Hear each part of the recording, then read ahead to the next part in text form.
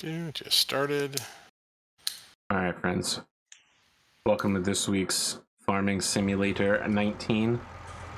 I'm here with Salty Maker. We don't know who else might show up. I have a cultivator out. What were we doing? Never remember. Harvesting. Are we? I'm in a harvester and there's something to harvest. Well, it makes sense. Let me pop over to one then. Oh, I was in one. Back there. I'm here to break the rules and the hearts in two, because that's what the baddists are going to do. Oh, there we go. I guess I'm in the small harvester. I'll live with that, though. I'll live with that. This harvester was fully empty. Interesting. I am at 17%. All right, well, you know. Truck's in the open. We can get there when we get there. Man, after spamming New World this week, it's time to stop playing New World for a while. I'm trying to get my guy Radasaurus on the same server as the rest of us. But it is a fucking drag to get him. I don't know. I gotta get him to switch servers. I understand that. The challenge right is when you hear from the outside world that it's bricking cards, you're like, ooh. It's only yeah, it's a very tiny amount of very high-end cards. I get that, but. Yeah, I mean, it's definitely not a game for everybody. It's absolutely a game of suffering. Look, the way that they made crafting, they made crafting take like several times longer than it should. Like, it's a painful slog. And I'm trying to keep my crafting leveled up as I level, and like my gathering and stuff. I actually maxed out one of my gatherings. It's only been like a week and a half since the game started. The gathering is the easy part, leveling that. It's actually putting in the gathering, like, in order to fully level out, like outfitting, so like making, not like making outfits, but like making equipment, you have to use 400,000 plus, I mean, it ends up being like 1 million pieces of leather, and you typically only get like 6 to 30 pieces of leather per kill.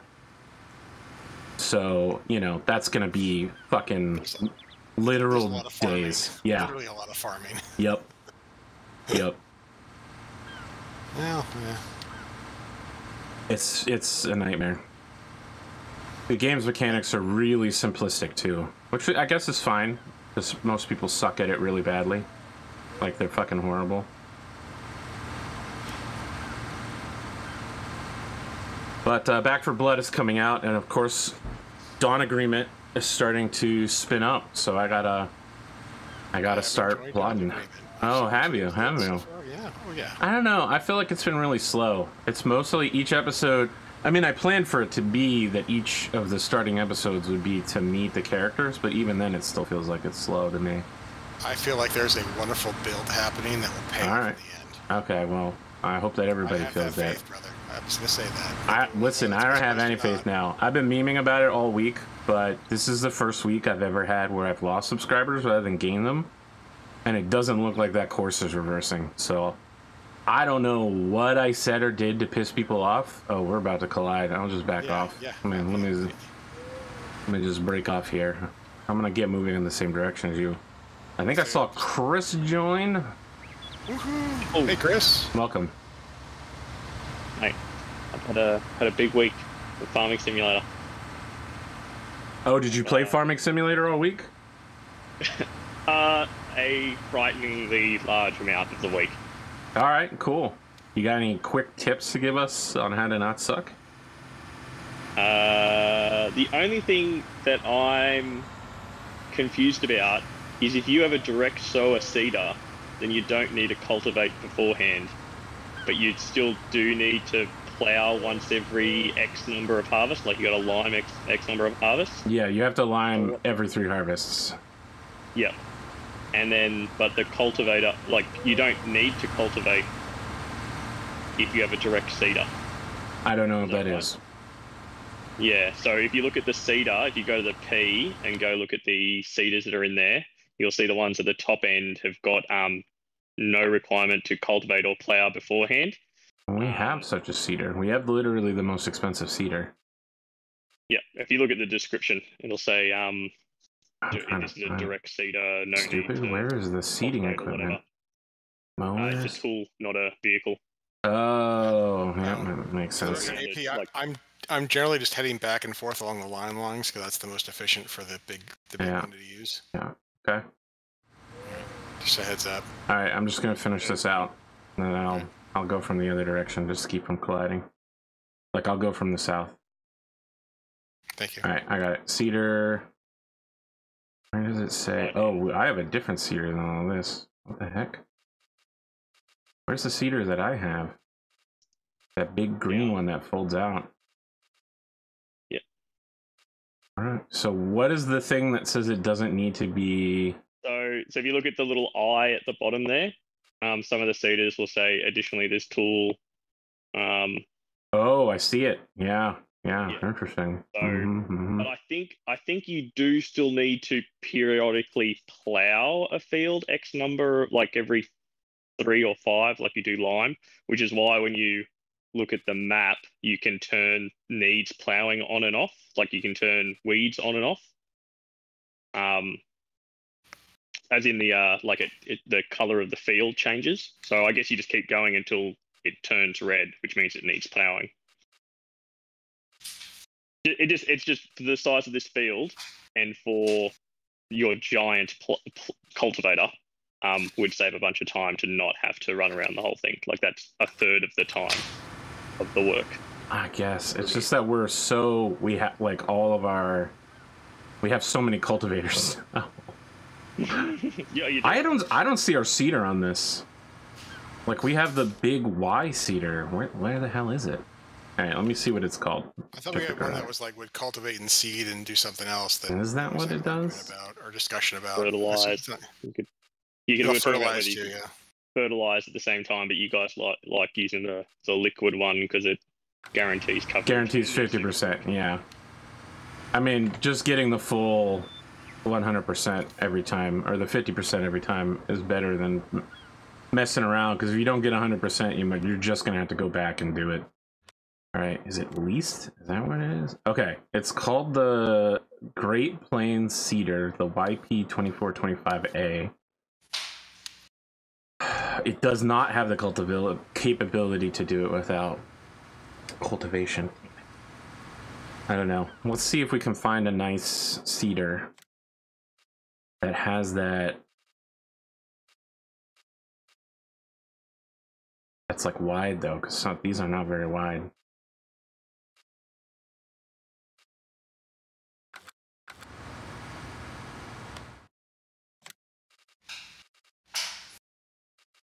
Yeah, it's expensive as hell.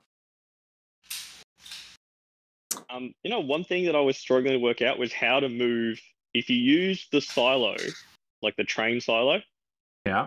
To store. Well, we can't use it on multiplayer, so I have no idea how it works. Okay.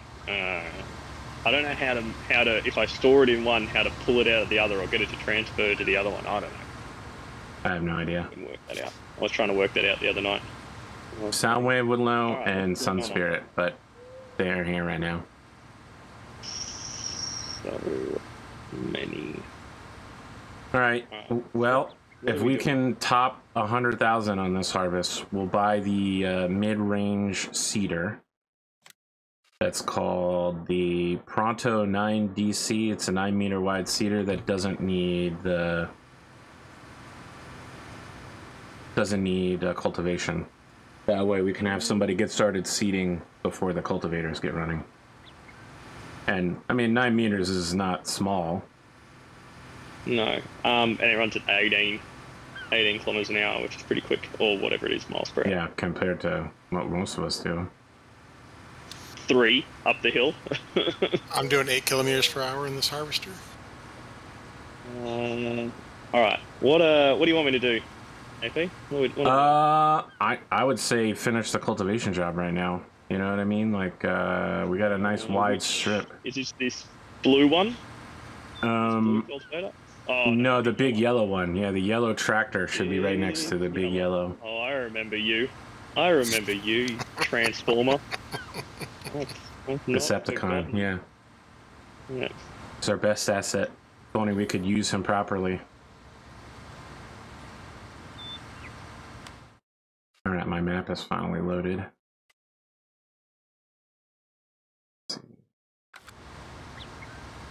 Actually really good on cultivation.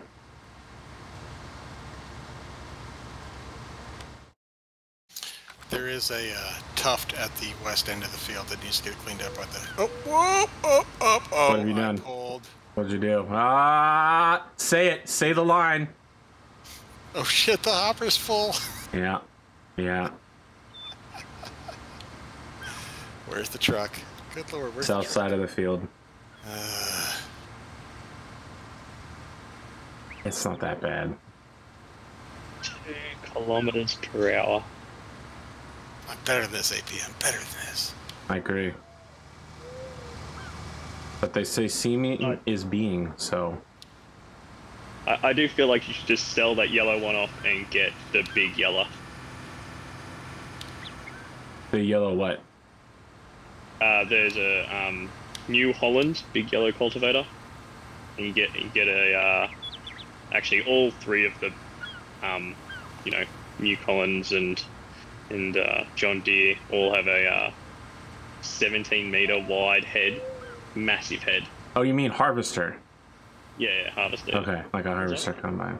You said cultivator. Oh, yeah. All right. I mean, let's concentrate on getting the next seeder. I don't You may need remember it to. being this. Yeah, it's because you're on a hill. I think you got to lift it up until you're like not on the hill anymore if you want to move forward.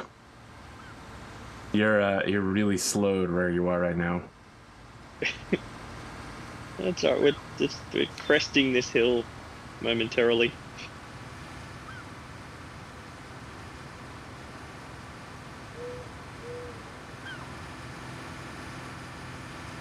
I don't know, maybe we shouldn't concentrate on a new seeder because, like, I agree with you that a seeder that doesn't need the cultivation would be nice. We we have 4 cultivators now that are pretty big. No, You know. I appreciate that we've I committed. I hard committed. Okay. we've put ourselves in this corner. There's no we. It was me. I drove us here, recklessly. There we go. About a 6th. There we go. Got it. Yeah. See, now that you're not up the hill anymore, you're in a better position. You want me to break off here? No, you got it. Up No. I'll let you go. I'll finish up your patch on the left-hand side. At the very least, I'll take it a swipe at it. Can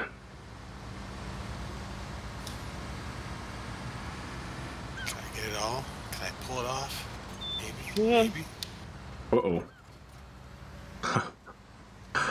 I detached my head by accident by fumbling with the keys, but I just kept pushing it along. Alright, I need you to sweep over and get the stuff over here that I didn't get. Alright.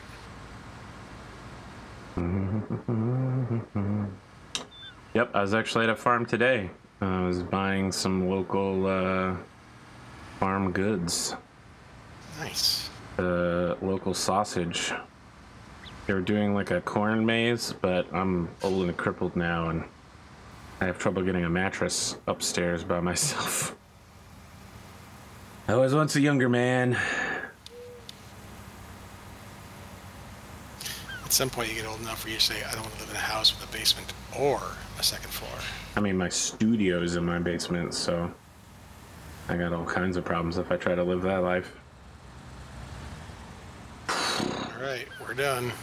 Okay, I'm gonna park this thing and then I'll go drive it. If you want to cultivate some of the, like, we have a long strip here that was missed, and then, you know, cultivate everything. Got a boss man. Yep. I think the big blue tractor should have the 2nd tier cultivator on it, so. Alright.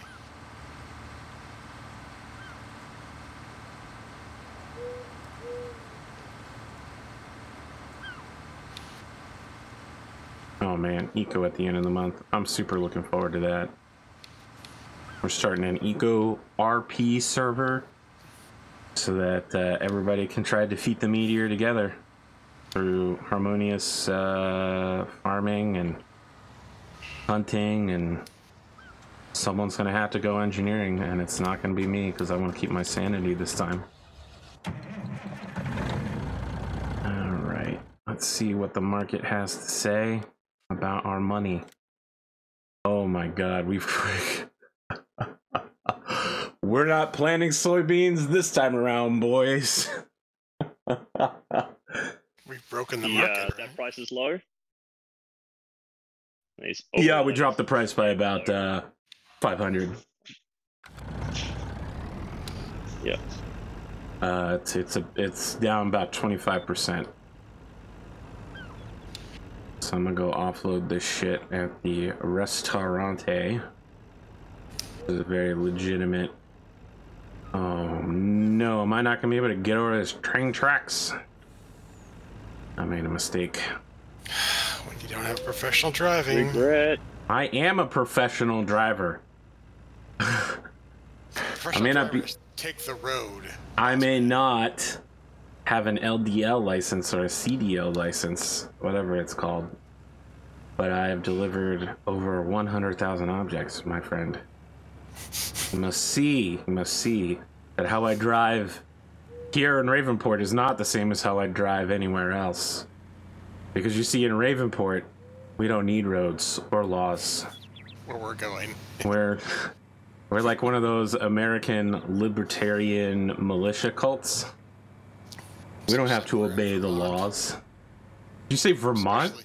I mean, I was thinking like there are services that literally will like Kentucky for the type of land and area where we could like shoot guns when we want to, and there's a certain clientele that it was in Connecticut or Vermont. It made the news a couple years ago. That's crazy. I would have said like Alabama, Texas, Kentucky. Well, that's just normal there, all right. That's just normal. That is not it. By the way, that's not an insult. That is Colorado. Welcome to how they would like to be. That is their choice. Look, man, I've said it before and I'll say it again. They used to say don't mess with Texas, right? I feel like messing with Texas is so easy now. They literally just cry the instant anything happens. They used to call it the Lone Star State. That's its Yelp review. I used to have a lot of respect for Texas. It was a long time ago. Is it the... Oh yeah, for sure. The Texans ruins Texas. Or... Yeah, it's definitely Texans. People from California that have moved to Texas. Yeah. I was almost one of those people, by the way. So. Uh-oh, I'm in a lot of trouble here. Where I'm going, we do need roads. All right. So, note to self: as logistics manager, AP probably may not be the best choice. Hey, listen. I made it here. I finished the J turn successfully. There was barely any interference at all. Alright, here we go. Offloading soybeans. Look, man, I made great time. I didn't have to pull a KPI. Yeah, okay. I would like the Office of Occupational Safety and Hazards to give an evaluation of your driving. I am that office. I used to be the one to say that kind of shit. Then you guys convinced me it was better to just go buck wild crazy. Alright, the cover's on. The law. Oh, I actually am the law. You have the power to turn all of reality off. I think that you are, in fact, the one that's in charge of reality. Oh. Alright, that reminds me, I do need to log in.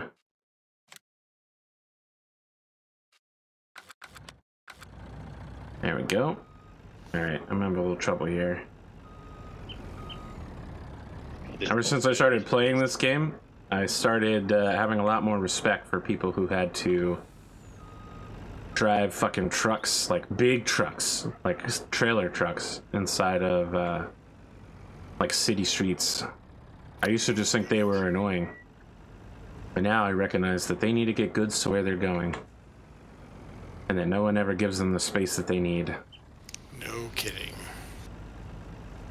Oh. It is nice when I flash my lights to let them in and they move over, that they flash back, so. I find it funny when I'm in big army vehicles, everybody gives me a wide berth. But like normal trucks, people are like, yep, I'll just choke my way, I'll just cut up in front of them. I think they see the big green armored machine and they're like, yeah, maybe not.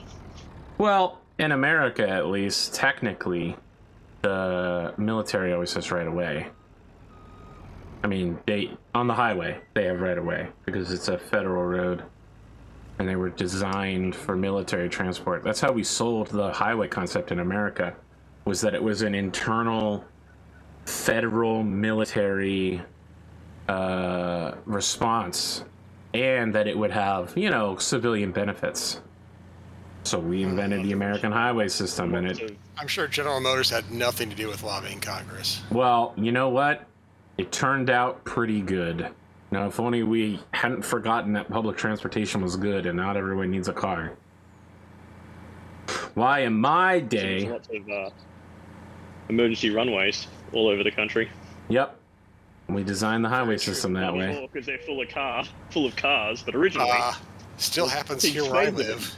Yeah, I mean... Every small airplane landing on the freeway or interstate here always makes the news. I was going to say, you know, when you're in an airplane, you pretty much have right of way on a highway, you know. They'll hear you long before you land, and they'll know to get the F out of the way. I watched a video of your water bombers, flying just like meters over a bridge as they dip down into the water to do their refuel. To reload, and that's amazing. There was like 10 of them in a row, and it's like Australia struggles to finance one of those. We've still yet to finance it. We're like, nah, we don't really see a benefit for it. And I'm like, these people have 10 of them. Well, in they're a video, privately financed, which means there's more. They're contracted, right? It's a different model altogether. Yeah. Which doesn't bother me, by the way. Just being from California, we appreciate the firefighting planes. Oh my goodness! But it's when I realized, oh my goodness, I used to have an office that overlooked a runway at an airport, and we would mark down all the tail numbers when they were doing the local firefighting in our area. And it was just like, oh, that's a privately contracted. That huge, like converted DC-10 is privately owned, and it's contracted. Gives the ex-American Air Force pilots something to do. Yeah. Yeah, no lie there. Do I want to go commercial, or do I just go do this cool shit for 3 months of the year? Or well, and then go fishing for the other. Yeah. Yeah, okay. 9 months a year insane. And go fishing for it's the other absolutely 3. Insane. Like, oh, this thing hasn't been like the maintenance records, and you're like, those things take off, and you hear the pilots talk about it when you talk about at the lunch stop at the airport. It's just like, yeah, it rattles quite a bit. Like, we don't think it's going to take off sometimes. It just does. Oh, okay. We're looking at that headwind. We're like, just a little more, a little gust. We just need a little gust. Thank God for that ocean breeze. Yeah. Hey. Hey, it's Glimo. Hey, Glimo. Glimo and Valheim. Name a better combination. I'm just glad to hear that iron is more prevalent, since that was fucking suffering, bro. Literally the worst. I got 70 plus out of the first tomb. Oh, that's crazy. I mean, that's enough to get you like most of the level 1 iron suit.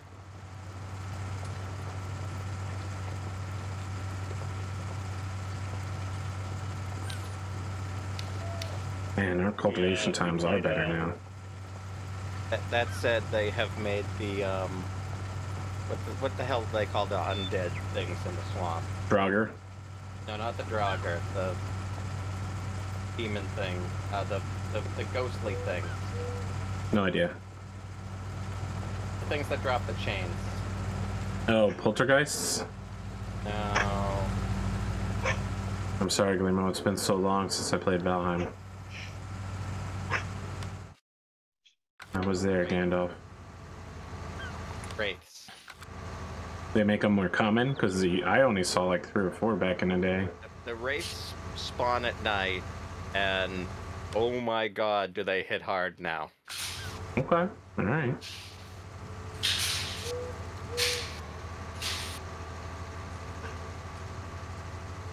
Well, you should know that sometime this week it is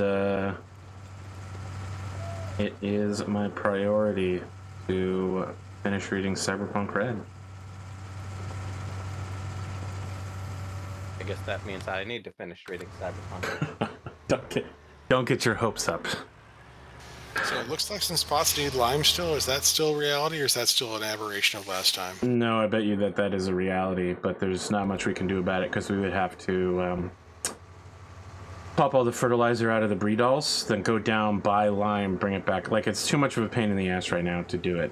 You know what I mean? Like, there's the benefit does not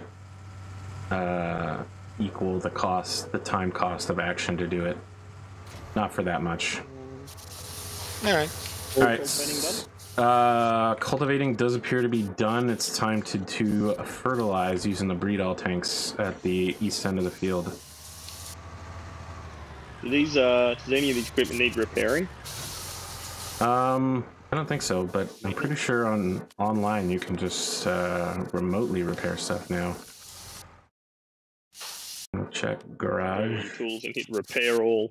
Yeah. Yeah. $25,000 later. Yeah, no kidding. Yikes. You gotta do what you gotta do, I guess. I'll put this over with that other cultivator.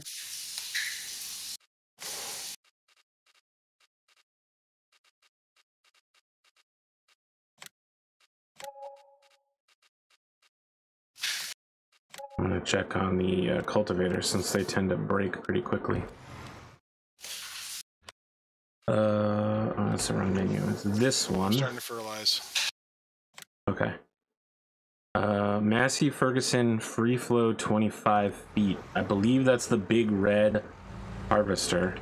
So I'll unplug this red one right here if you want to take the yellow tractor and do the breedall. I'm gonna have to repair the harvester head since I'm the only one that can do it. Good luck. So I'm taking this. What is this? Fertilizer? Yep. Breedall and just smashing it everywhere. Okie dokie. Don't like the four-wheel steering on this thing. Really? I love that thing. Great. Can get a little weird sometimes, though. Yeah. It does give you a pretty good turning radius, though, I think, because of the unique... It's insane. It's just... It's got to, like, dial it in. Our vehicle option. Go. Ooh, wrong button.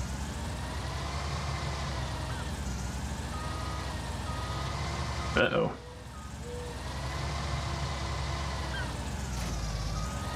There we go.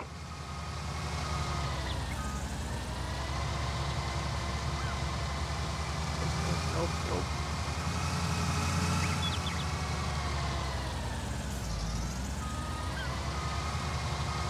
Yep.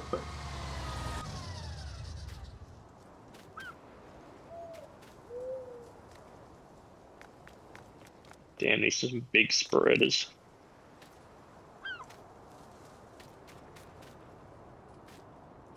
After fertilizing will be seeding. So we should move this to somewhere that isn't so shitty.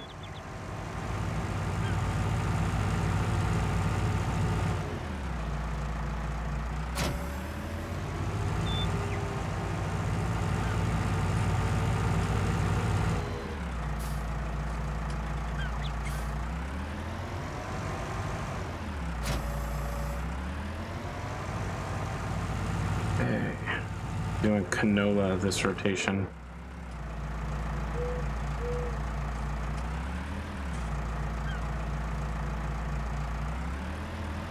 I like canola. It looks pretty. Okay, you guys did get the hill done. So I'm gonna start doing the small cultivator over there. Sorry, the small fertilizer over there. Said fertilizer. Be tired. What I meant was cedar. There we go. You're doing canola, I'm doing turnips. Oh man, I love to get on turnips. Am I right? They're just the best. I found out today that applesauce is an American thing and British people don't know what the fuck it is. That's crazy to me. so prolific in America. We literally have it everywhere. It's like the American When you power say- juice. Wait, when you say applesauce, do you mean like baby food? You could call it baby food, but regular, yes, it's basically smashed apples. Puree would be a good description of it. We have it everywhere in America. We love it. I mean, we literally have 1 billion apples, so. I think this is Thanksgiving. My partner looks for that for something. I can't remember what it is. Cranberry sauce. And is then we just Thanksgiving. end up using, like, we just go to the baby food aisle and get apple baby food. Goddamn former It's really British not colonies. curate your own applesauce, but yeah.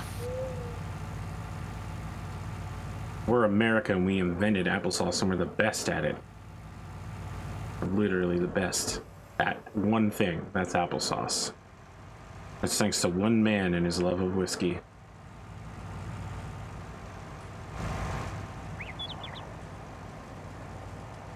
Oh my god. I was just reading about Prohibition today. I couldn't stop laughing. Oh, we have had some dumb laws.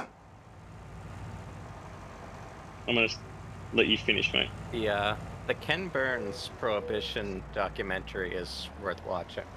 Oh, interesting. I didn't know he did one. I'm gonna take a look at that.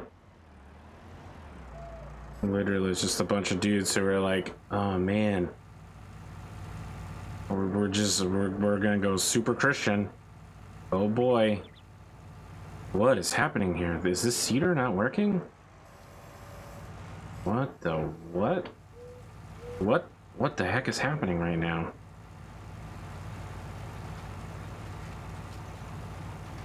Turns out going downhill was the better option.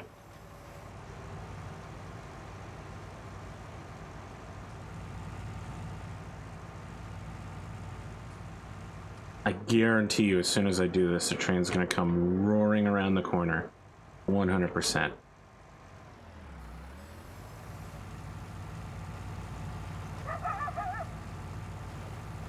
Oh. Uh-oh. Oh no. Come on. Come on! Uh-oh. Do we have a big cedar that someone could hop into? Yeah, the yellow tractor needs to haul the huge cedar. Yeah, I think that's probably the best next move because the fertilizer goes pretty quick from here on out. Yep, I'll bail, finish a little bit here, and I'll bail out. Apologies for the pause earlier. I had gremlins to talk to and put to bed. Yeah, good. It's fine, man. Minions.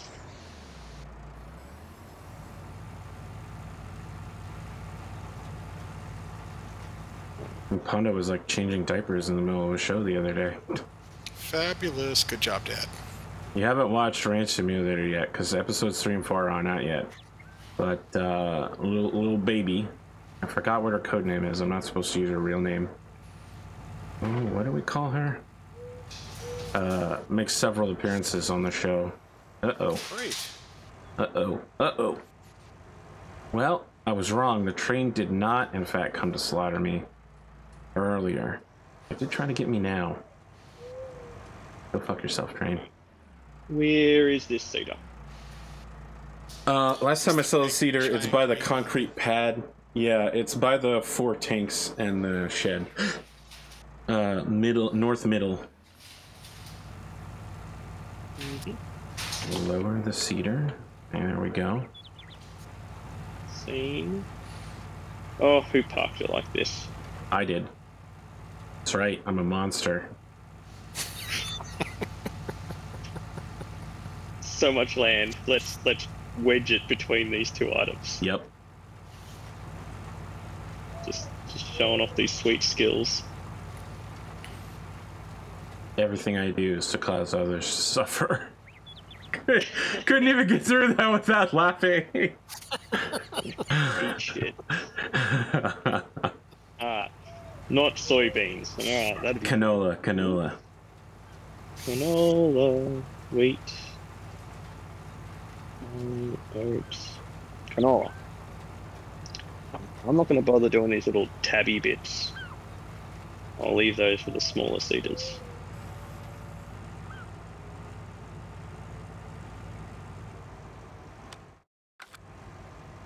little private plot on the other side of the road. I'll leave that for you to fix. Sure.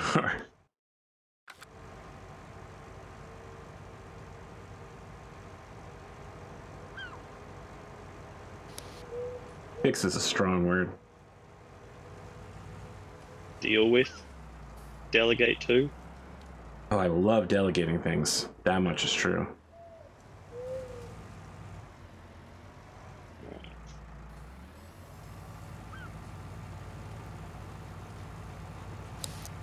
Open this monster up.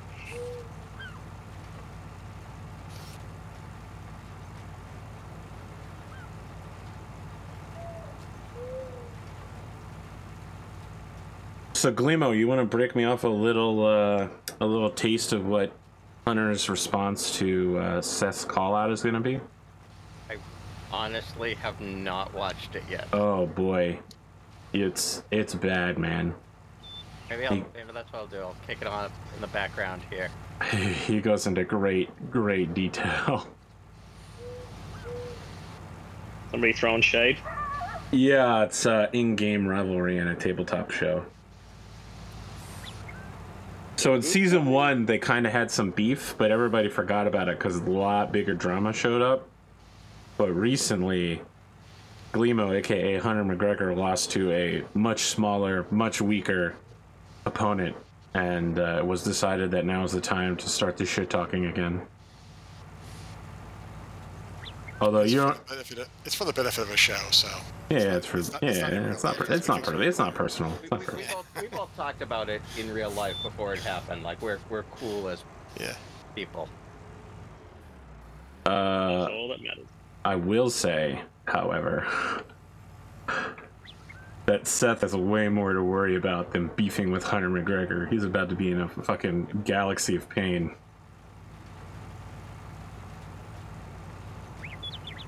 I've been waiting for this moment since I developed Solaris Knights, and I knew that we were going to have a clan player.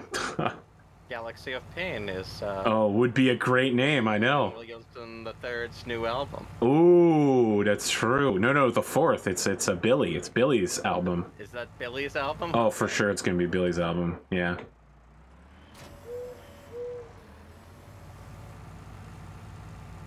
Look, if it's a meme, it's gotta be Billy's. You know how it is. He's a Sleemow artist. It's literally the greatest fake musical genre I've ever invented. Although I will say Funkration is also pretty good.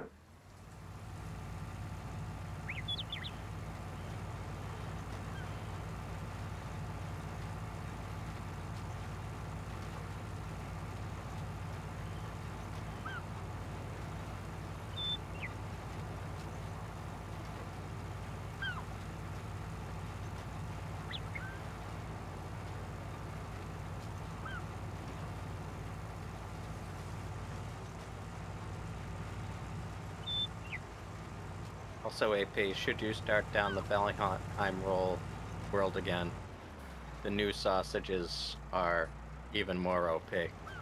Even more OP. They're 55 health and 18 stamina. That is pretty good. I will start the Valheim world. At this point, I think it'll be in December or next year. I'm just doing too many shows at once, man. I know Dawn Agreement technically only counts as one show, but when you do 3 episodes of it a week, and we don't even have our 6th cast member yet. We don't have Tiffany because she's busy until November. So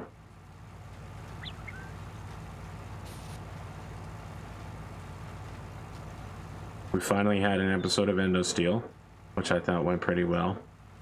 Kane Damiel guest starred as a pirate. You can guess how that went. Going all in on piracy. Oh, he went so all in. I think he decided to set 1800s era French privateers as his character type, including speaking French for the entire episode. That is filthy Frenchman. Yeah, that's true commitment to characters, speaking an entirely different language. Was he, or was he just speaking with the bad French accent? No, he's actually speaking French. Oh, trust me, I can tell you when someone is speaking with a bad French accent. My friend. My friend, let me tell you, I have heard a bad French accent in my time. All right, I think we are all fertilized. Okay. You get to take a little break. What's the level of fertilization left in that truck? 47%. That's pretty good. That's pretty good. Not worried. We were going to let them get fully unloaded so that we could swap them out and buy them for real.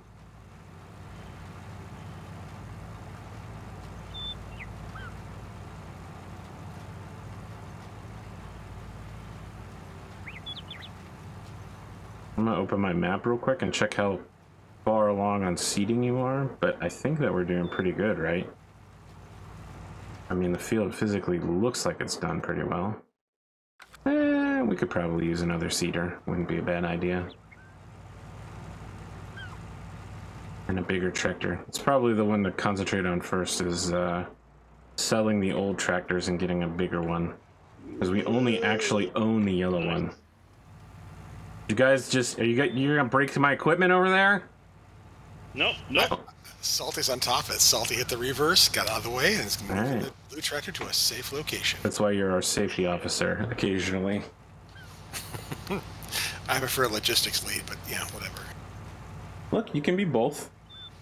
The pay doesn't increase, but the responsibilities do. I believe the pay doubles. Yeah, sure. 2 times 0 is 0, yeah. Exactly 0. That's what family gets paid. Just wait until you start doing that weird level of calculus where you can divide by 0. Do some like L'Hopital rule shit.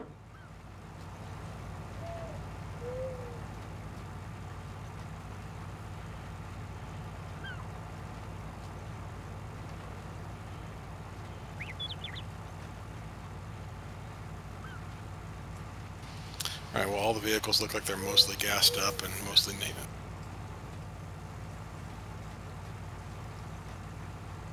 So I did get a chance to see the growing season. the first 3 episodes of Star Wars Visions. Ooh, let me think. The first one is like the black and white Ronin one, right? Yes, I like Yeah, that one's very dope. much. Listen, if you like that one, there are gonna be some really good ones coming up.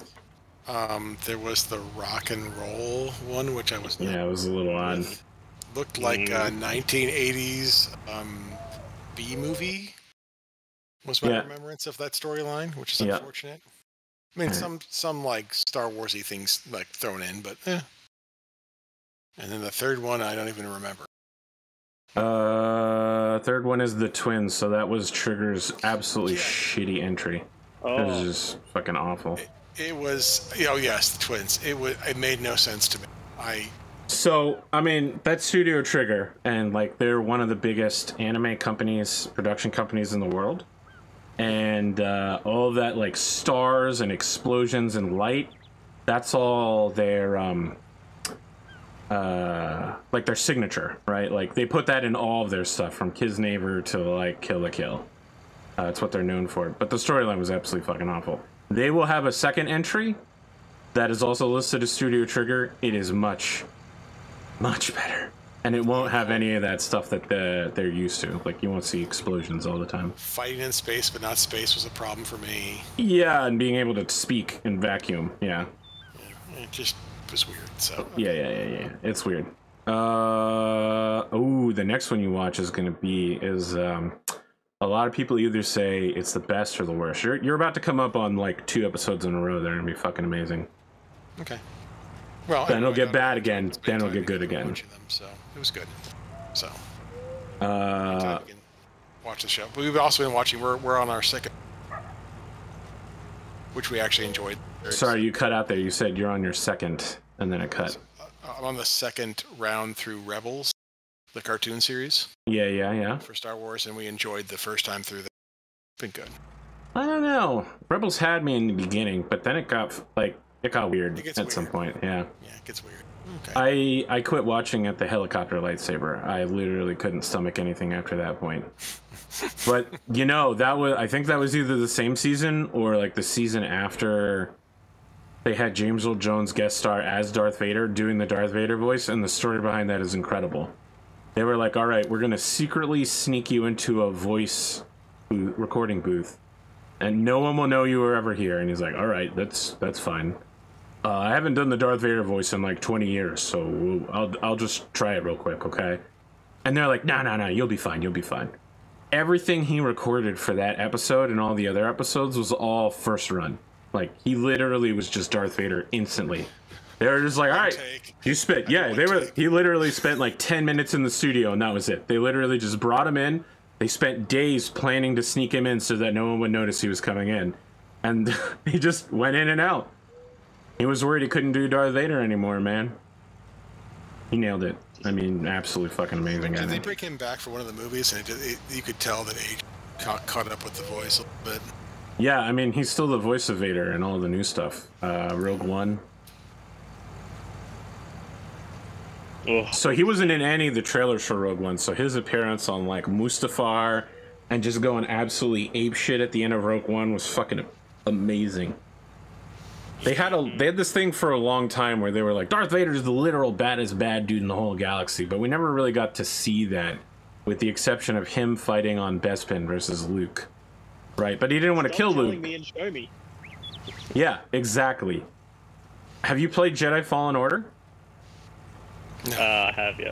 Alright, yeah, the scene at the end was literally like, oh god, oh, this is the scariest shit in the whole game. Oh, man. That was incredible.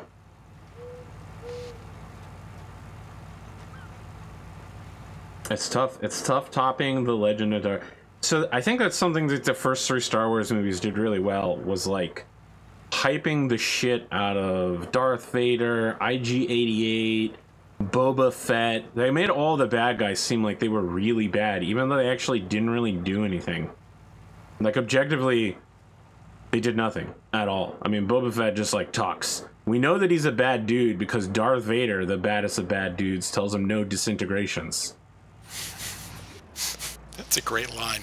No disintegration. The finger goes up, right? The finger goes up. Do I even need to?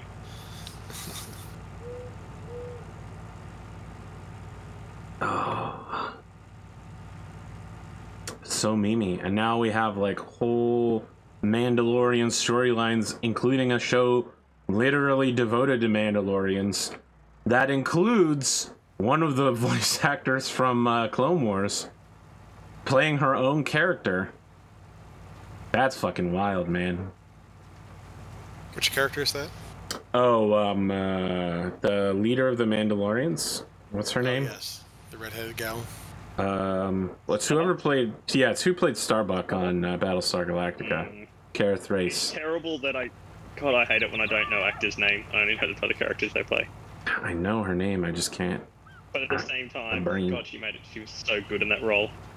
I mean, look, man, the time where she's playing the song, so they called it Kara Remembers, but when she's playing all along the Watchtower in that broken way, and then the whole episode just fucking ends with all along the... That was fucking chills, man.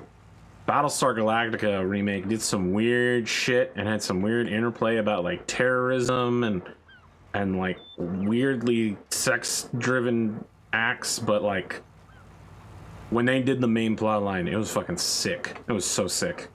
It was incredible. Yep. Yeah.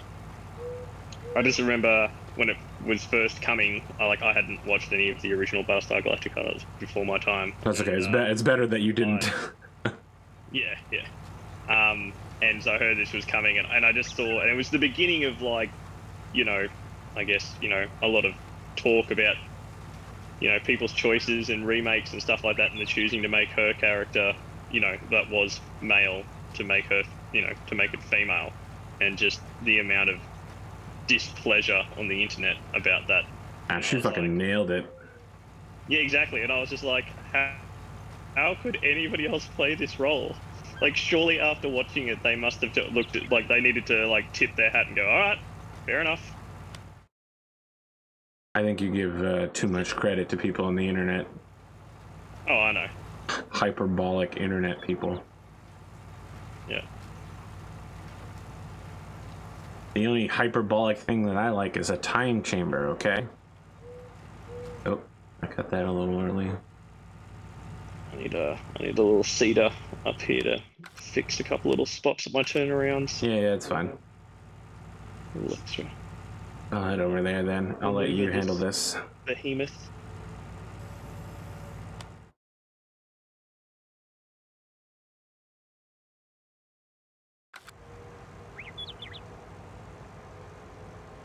A bigger tractor on this would mean that it actually does 18 kilometers an hour as it's supposed to, because I'm dropping to like 11 and 10 every now and then. So. It's literally the fastest tractor in the whole game. But it's not the speed that matters. It's the horsepower. Damn it! Like goddamn horsepower. This thing soaks up like 250 horsepower, and this thing only makes 300 and something. Like that means I've only got a 100 horsepower tractor. Goddamn physics. Thinking it can just mess with me. You'll never win, physics. I'll engineer my way out of this box.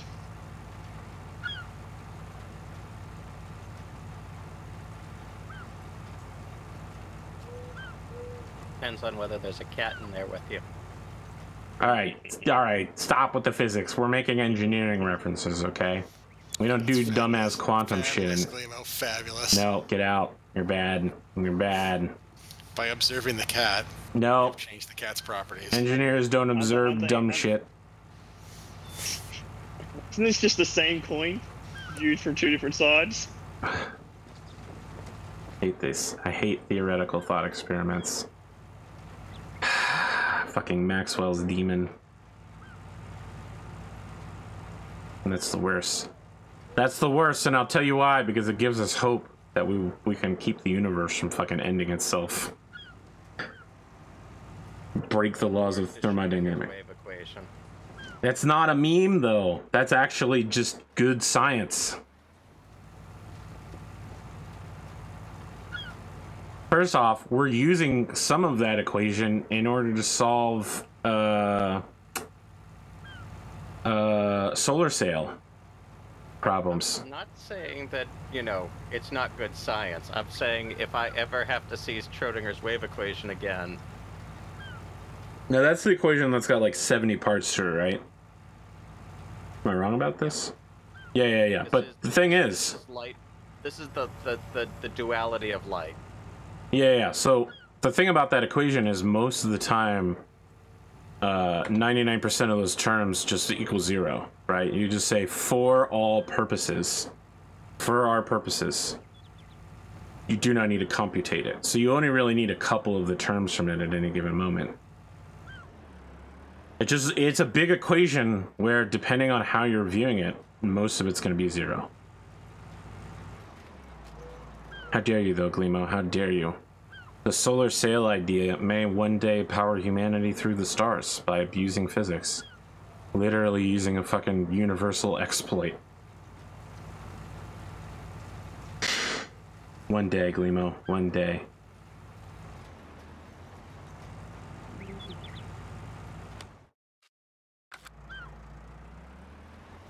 One of my professors in college got all their money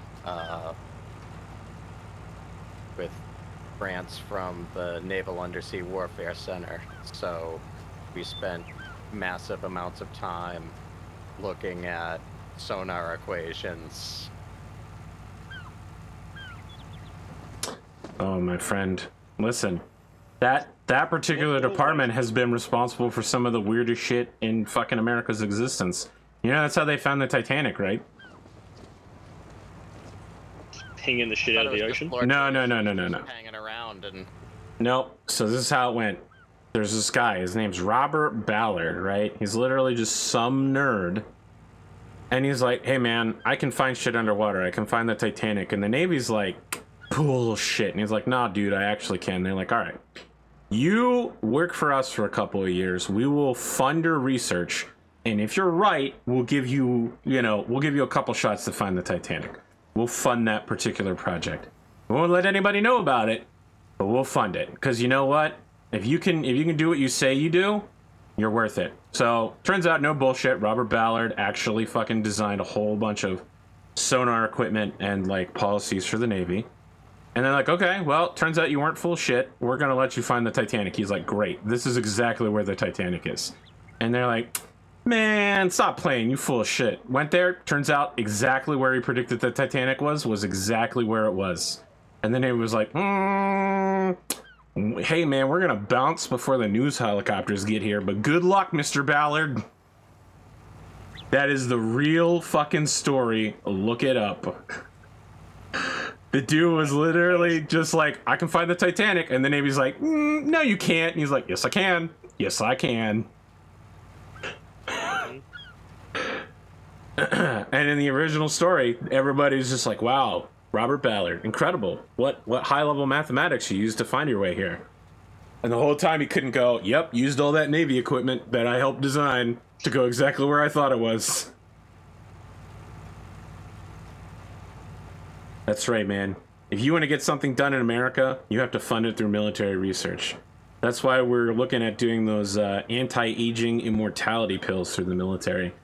Despite the fact that letting every American live for as long as possible would be great. We have to have the military fund it because we can't find another fucking department to fund it with. Because we'll give the military unlimited budget to do dumb shit. But if they have one of those anti-aging pills, I'll take it. No problem. That's not dumb shit. I'll take that immediately. In fact, if you could set me back to like 27... Standing around, doing nothing, who are more than happy to pick up some shiny new bit of kit and see how they can break it. All right, soldier, calm down. Calm down. Look, we'll just give you a new version of the M16. Will that make you happy? Here's 300 rounds. Fire them. Hang on a minute. We're not all getting it. Only the combat corps. Non-combat corps will still be staying with the bullpup design. Oh, come on. We're America. We can give everybody an M16. We got AR-15s flying off the shelf. Yeah, but we do still have one tiny little firearms company in Australia who needs to exist so that we can say that we have autonomy for, you know, okay, all right, reasons. Sure, yeah. You're too busy pissing off China and winning. Yeah. Are we going political all of a sudden? A little Look, I think it's okay if it's Australia, though, right? Like, yeah. And nobody cares. We talk exactly. so much shit. And we go into every room as if everybody needs to listen to us. And we realize our population is equal to, I don't know, a middling state in the US. A middling state. I mean, what's your population size? Is it? I thought it was like 20 million. 25 million. That's pretty close. That's Florida. That's actually a pretty big U.S. state. I mean, that's almost the size of New York City and all the suburbs. Large state. Yeah. It's a large state in Florida, or in the U.S. I would say that probably exceeds the population of Texas. Of course, you're like a fraction of the size of Texas. You're like several times the size of Texas. Anyway, it's not like you don't have enough land space. It's just that all the land is useless and filled with aluminum and dust. Don't worry, we've upset a lot of Europeans recently when we changed our sub design. That we'd had in the works for a decade, and then we went, actually, the Brits and the US said we can have their stuff. So sorry, France. What's that alliance called? US, UK, AU? No, AUK. Yeah, it's AUK, US. I was like, that is fucking horrible. You guys had years to come up with a better acronym than that, and that's some Look, if France went on that subcontract, they could have delivered any time in the last decade. It's not like they weren't making submarines for themselves. Yeah, but I think the whole point is moot when you, like, the technology that's advancing in drone and lingering sonar buoys, and the prices are dropping dramatically, that you can just ping the hell out of the ocean. I mean, you're gonna devastate whales, anything with sonar, but hiding in the ocean in the future in the current technology of submarine, I mean, good luck. I mean, look, you're talking to people from a country who had an unbroken line of sonar bullies from here to Iceland In England, okay. We knew everything that went on that line. Only gonna get bigger. Well, I always like the story about the Canadian diesel submarine that managed to take out a fucking American aircraft carrier. Yeah, an Australian submarine did the same thing. Don't just worry. a couple of years ago. Is unbelievable, unbelievable. It actually surfaced in the middle of the fleet. Just popped up and was just like, "Yep, how you all doing?" In the middle You of the Australians, your balls are too like, big for us. Get out of this. No, we knew we weren't going to get out of it, but like, just, yep, this is worth dying for.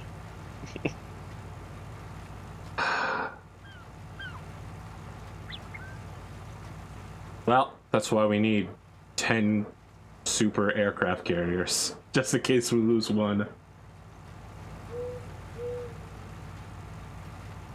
Come on, get up the hill. Man, you and these hills. I'm over here just covering like 5 inches of ground. These turns are killing me right here. Come on, man. You're better than this, tractor. You're better than this.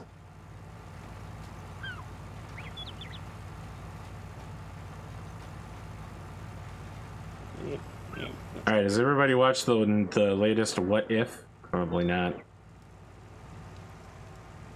No? Okay, alright. I'm not watching the show What if? anyway, so it's okay. Well, I'm not going to spoil it for the audience either. I want to say, I review, not a lot of media. Solaris Nights is a fantastic.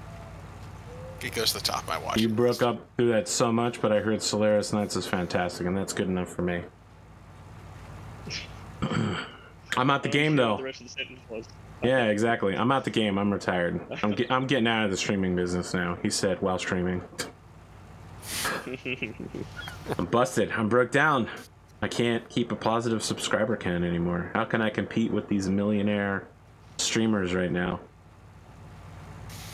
So can we talk about the Twitch data leak? It's fine to talk about the Twitch data leak. It's fucking absurd. Twitch is still out here going, hey guys, we've got your back, and then at every fucking opportunity they'll screw people over. Like, I don't know. I might keep streaming, but I might just switch to doing YouTube only. What do you think, Gleemo? Because you're a streamer. What's your take on all this? I mean, the last time I streamed was over a year ago. So. That's fine. Once you've done it once, you understand the intense pain involved, the suffering. Gleemo, I consider you a maybe comrade's not the best word. Colleague, a contemporary. You don't have any thoughts? All right, it's fine. You know. Because I know that you had some concerns about Twitch's 24-hour to YouTube ban, and I'm getting really tired of having to, I wouldn't say skirt, because that sounds like I'm breaking it, but contravening it, you know what I mean? Like, it might be time to just go to YouTube Gaming, because Switch has pretty much proven that they don't give a fuck about anybody but themselves. Yeah, I mean, I never made any real money. Of course, I suppose. Don't worry, I don't make any real money off this. Off YouTube, so. Wow, really? Yeah. That's shocking. I definitely make more money off YouTube than I do Twitch. I am not to a tier that I get a rev share from YouTube. Ooh, okay. Well, for me, it's just that I have so much old content that people watch that, you know, like the advertising equals more than what I would get from subs on Twitch.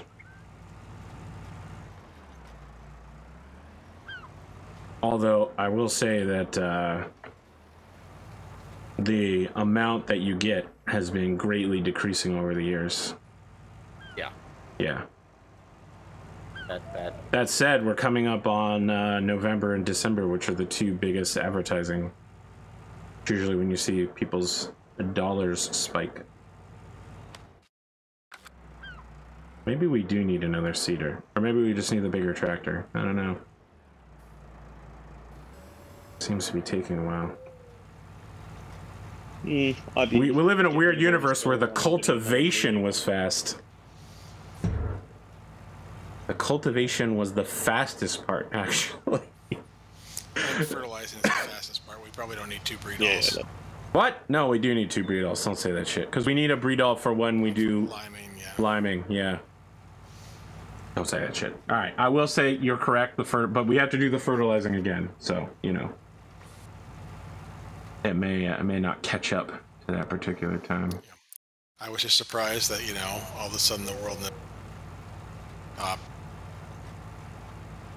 Oh, you broke up. People are shocked. So people are shocked at how much people are making them sometimes, and I go, well, I guess the business model works. The business. I mean, the number 5% of streamers make more than $1,000, and I can off of Twitch. I can tell you, I'm not there. And almost all of the earnings are in the top 100 streamers, and most of their money doesn't come from Twitch. Like, Twitch is a small part of their income. Patreon, direct donation, deals with companies like Skillshare, or Ravenwood, or NordVPN bring in way more money than what you get from Twitch. Oh, yeah. That's obvious. No, what's killing Twitch right now is the fact that they're like, you know what? We are going to set up a system where if you pay money, we will recommend you to people. And for small streamers, that's a death sentence. Oh, yeah. Right? Like, the top streamers, we already know that they, they make hundreds of thousands of dollars a year. They can afford to buy that service dozens of times more than a small streamer could. The only streamers that would benefit for that is someone like me, who has money from outside, like from working, that is enough to buy enough recommendations I could put myself in a different tier of streaming. But do I want to pay Twitch to promote me when they literally haven't done shit for years? Like, I don't know. I'm on my way out with Twitch. Like, unless they make some huge change, I don't see any reason to stick with them. They're getting weird, man. They're getting real weird. Every time they get called out for accountability, they're like, all right, we'll do better in the future. And it turns out they didn't do better. They did worse. Yeah. I was glad to see Critical Role got a huge payout at some point. It made me smile. But okay, well. I mean, Critical Role made $37 million, right? From Twitch. And then you have to include all the sponsorship money. And the fact that they made something like another $20 million off of the Kickstarter, right? Like, these people literally have a company with like 30 employees, and they are actually making more money doing Critical Role than they are doing their fucking actual jobs as voice actors, where they only get paid the union rate of like $325 an hour. Now, someone like Laura, who does the motion capture for games like Uncharted 4, makes a bit more than everybody else. But I mean, Ashley Johnson was literally in Avengers. She was in Avengers 1. She was the waitress that Captain America saves. Like, these people were not Twitch peasants when they started out. They were already fairly wealthy, fairly well-known people when they came to Twitch. They weren't, well, scrubs like me, total unknowns with 0 followers and no social media accounts. Uh-oh. Oh. Say nothing, audience. Say nothing, audience. Say nothing. Oh. I'm looking at the map right now. Say nothing, audience. I did it. Chris is going to be pissed when he comes over to pick that up. Oh, you son of a... But it is physically up and working. It's alright, I'm over here zigzagging like an idiot with my four-wheel drive. Four-wheel steer. Alright, this hill is almost complete. I mean, you have rear steering and suspension on top of having front steering and suspension. That's what's weird. It's just madness. Is that when you turn It's like right, being in a boat. your rear wheels will turn left, and that lets you make a sharper turn. It's fucking crazy, man. I've never driven a car like that, but I want to. I bet you it's so fucking smooth. Mate has an old Honda Prelude as four-wheel steer from 1989 or something like that. I've seen. I knew a delivery driver with a Honda Prelude. But you don't really feel it until you go past about 70% lock. Like 70% turn. Before that, it's pretty much straight. But when you are doing like hairpins in the mountains, like, damn, that thing can turn on a dime. Yeah, I bet you it feels amazing. My little Suzuki GDI. Not a Geo Metro for those people who... Do you have a rhubar? Rag. Oh yeah, on my Land Cruiser. Interesting. Yeah. I can't believe you guys don't get Land Cruisers. It blows my mind. You stop bringing them into the country. They're like the best. You don't even get the diesel version, which is the best truck ever. Okay, Saudi Arabia, calm down. That's where we send all our Land Cruisers to now. Yeah. Oh, don't worry.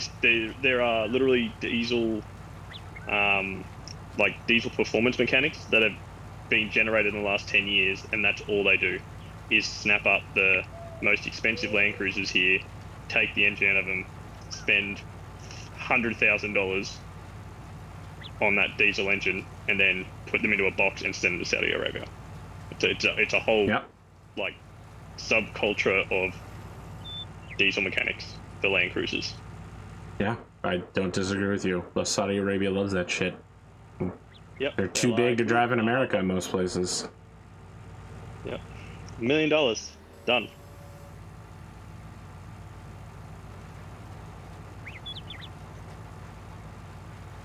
You know, they're real nice to have if you're about to cross a river that's flash flooding.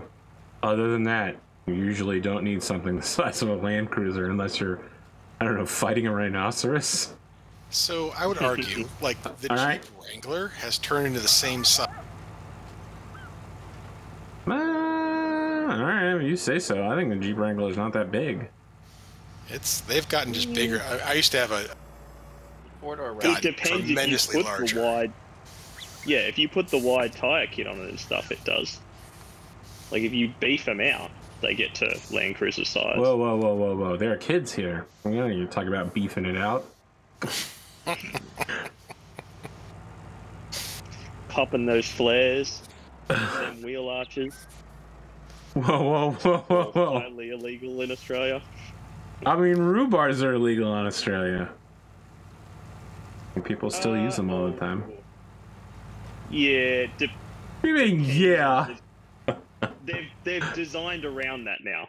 They've gone and read the law and go, well, if we just don't make, if we make it 5 mils shorter. All right. Like you know. You can fold that cedar up and bring it over to the east side. We're gonna park the cedars in this wonderful little area. Just up here. All right. You do what you need to. I think we can do the next wave of fertilizing now, right? Or am I crazy?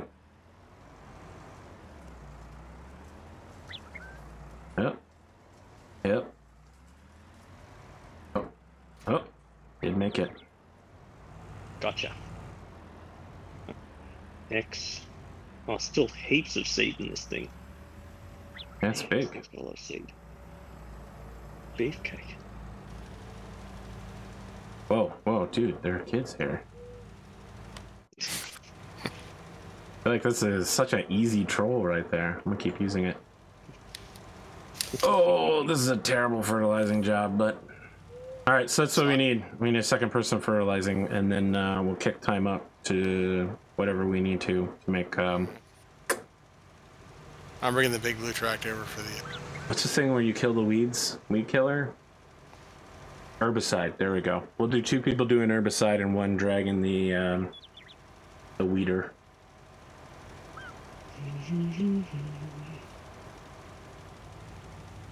You like killing weeds. Are you salty? Are you getting that? Yes, sir. What are you doing? You getting that? So coming in. am I picking up the weeder? Should I prep with the weeder? Actually, I'm half. Gas? Fuel. Yeah. You have to go all the way down by the restaurant on the map. You want me to do that now? Yeah, you might as well. Now's a great time to do it, actually. Mate, great thought. Glad you had it. It was your thought. You don't need to... Sure, boss. Listen, I've got good enough thoughts on my own. I don't need to take credit for other people's thoughts. I literally invented some of the internet's greatest tabletop RPG battletech shows, and that's pretty much my only claim to fame. Your Honor. I have a bachelor's degree in engineering, and I have my EIT. There you go. I'm an independent man. Trying to get you observe. Listen, don't joke about that shit, man. You know how many terrorists were engineers? The shit number's fucking crazy. Number of people that went to engineering school. It's absolutely wild. Look, out of all the people, I just don't trust. Yeah, I don't trust engineers. All right, I'd say that's reasonable. I went to school with engineers, and I don't trust most of them. I know that they cheated their way through school. Yeah, I know there's a reason why they have to go to special jails. Special jail? What? But this isn't fucking the Clive Owen movie or whoever that was. Gerard Butler. This isn't. What was that movie called? No, I'm sorry. That is legit in Australia. You have special engineer jails? No. You go to the next tier up. So if you've got like, you know, engineering, pseudo explosive, yada yada yada. Oh, high energy materials is what we call it here, but sure.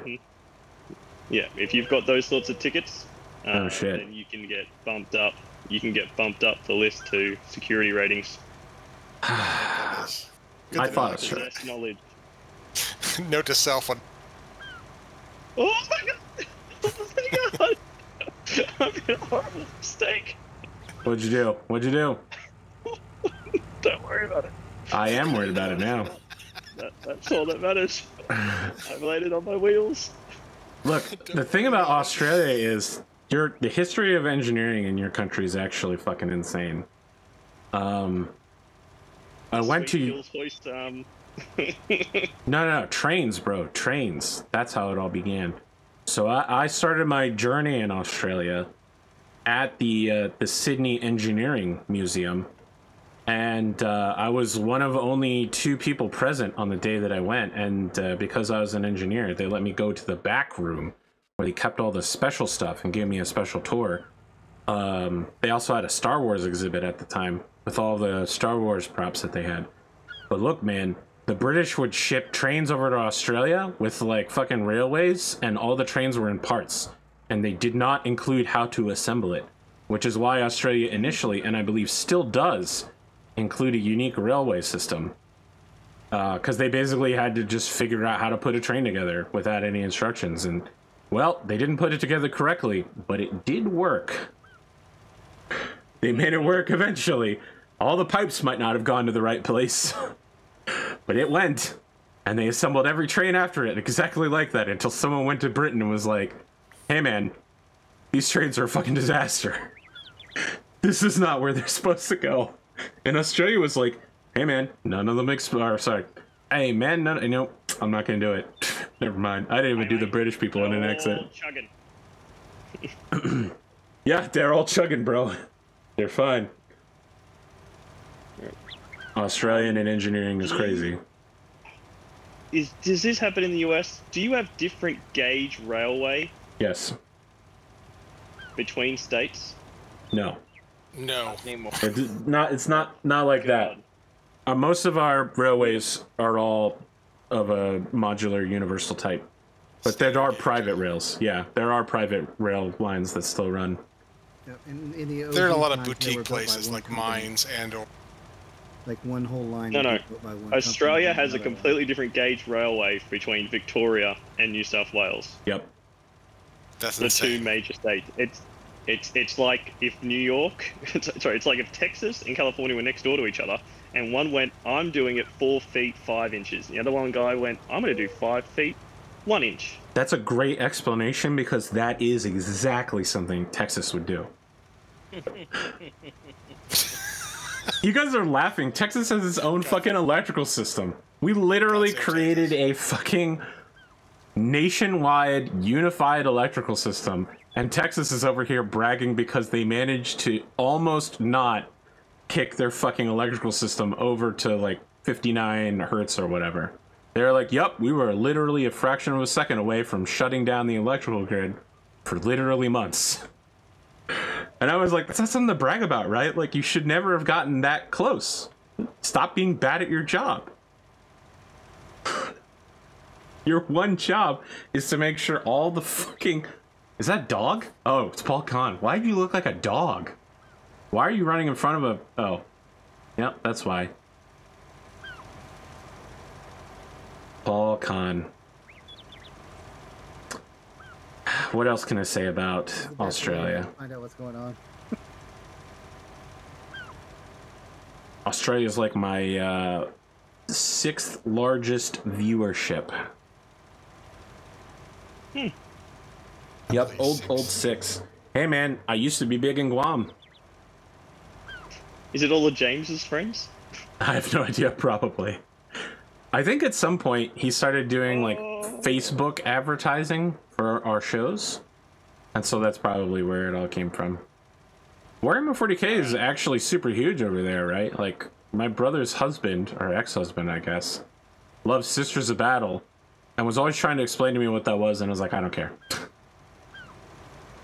Alright, Salty, I'm gonna turn this off. You go. You go. Now, of course, I know what Sisters of Battle is. Of course, I missed a tiny bit because you turned it off. I'll go back and get it then, fine. My bad. Hey, boss. Yep. I can't explain it, but this just happened. Yeah? What happened? Want to just flick through to the yellow tractor? No, I'll be over there momentarily. I didn't quite The see. impending doom of disappointment is in your voice. Listen, man, we literally have me on camera shucky duckying the completely full trailer truck, okay? Yeah, It's not disappointment you hear in my voice, it's just tiredness. As I mentioned, I had to move by myself a mattress from the basement out the front door. I can see it from here. What's wrong? What do you say you can see from here? Where is it? Tell me what direction, what clock? To your left. Oh my god! What did you do? It's so close. How is that possible? That's what's worrying me, is how did you do that? Well, I didn't notice the almost jump-like gradient on this piece of concrete edge. All right, we're gonna have to What I get. should have done is hit it square on. Instead, all I did was hit it at an angle, which was worse. We need to have a vehicle hit the side of it that's close to the edge at an angle to force it further inland before we try to flip it over using a loader or something. We can recover this. We've done dumb shit like this before. Never that dangerous, but all right. Who's got the big wheel blue tractor? Is that you, Salty Maker? Yes, sir. We're gonna need you to hit that yellow tractor. Hang on, let me remove the expensive Yep, equipment balls. that's what I'm doing. I'm taking my breed all over first. I don't crop the footage. Why would I crop footage? What do you think I am? Some sort of... Yeah, what do you think I am, a video editor? Having said that, tomorrow one of my edited videos for Planet Zoo is dropping. All right, Paul. I'm witnessing the beauty in action. Oh, is he doing something? Is he gonna make me upset with his doing of things? Oh no, we're entirely upside down now. Just in You're upside down? no, Chris is. Well, the yellow tractor is entirely upside down. Yeah, but it was I'm pretty before, sure there's right? a physics problem with what I'm looking at.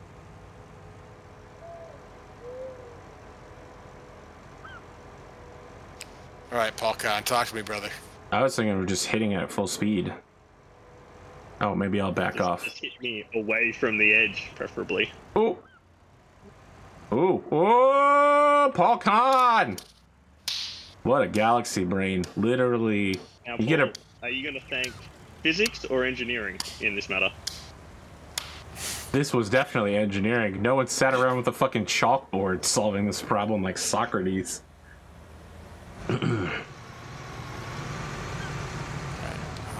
Also, I'd like to thank the Academy, actually. Alright, let's get the yellow tractor hooked up to the weeder here. The, like, physical weeder. That's this red thing that my blue tractor's by. And then we need 2 people hooked up to the tanky thingies. Antiseptic? No. Antibiotic? Nope, that's not it. Herbicide. Jesus. I cannot begin to tell you how tired I am. So which one am I hooking up to? Yellow tractor is going to go to the red weeder. It's located directly to the left of the concrete plant. Oh, it's the concrete pad? Plant. So the concrete plant is the thing that's directly north of us, right? And there's a there's a driveway, and next to that drive. There we go. That's all working correctly. You just passed the weeder. It was on your left. That. Can reverse up to it now. That. All right, it's time to use my time wizard powers. Hey, Paul, you want to get in this big blue one? You get the herbicide tank on that thingy. He's probably talking to his wife and kids. That's fine. I just want to make sure that everyone. You're coming at that herbicide tank from the wrong. Oh, you're getting the little one first. No, that's because this time I hit it earlier and turned it around. Unfold sprayer. That's not your fault. That's.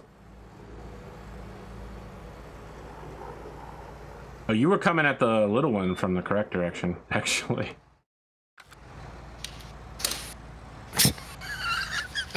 Yep. Yeah. All right. Let me show you. You need to come at this side. So you're coming on the wrong side for that one. But before you do that, pick up this. No, this one. This tank is backwards. So you need to come at this one from, yeah, reverse into it. Oh, I'm dead. Oh, shit. That's just how I feel in real life. Not in game. I'm fine in game. All right. Weeds coming in. Man, lower time again. Are they fully blossomed in? No. All right. Nope. I'm gonna leave us at 5 times then. You want to be in this this big blue bed? Again, I'm pretty sure he's talking to his wife, so he's not gonna be able to respond. Gold sprayer. Turn on sprayer. Here we go. Mamma mia. Here we go again. All right, boys. Let's get out here and do this thing. Ooh, I might be in some trouble. Oh, shit. Wow, turns out scraping along the ground is bad. Let me go out here and get. Chris, hang on just a moment. Let's not get hung up on each other. Yep. Is it B to turn on sprayer? All right.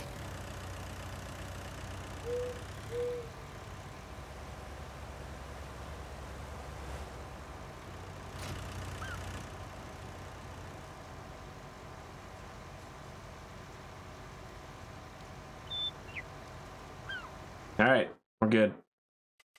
Deploy all objectives. All right, I'm just saying, Paul, are you available? Yeah. All right, you want to hop in this big blue? I'm gonna hop out.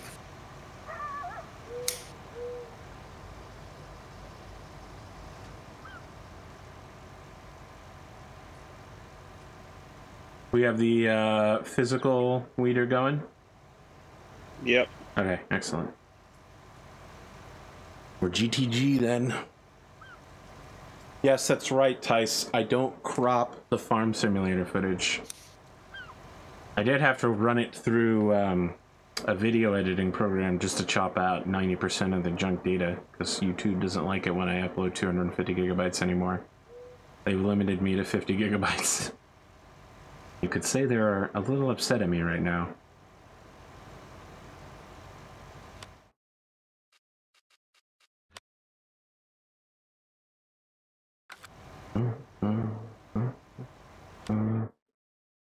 Oh, bottom has not kicked in yet. I'm gonna kick time up again.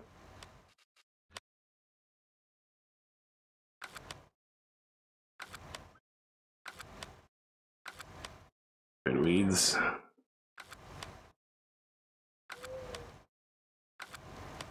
So close. Alright, kicking time back down.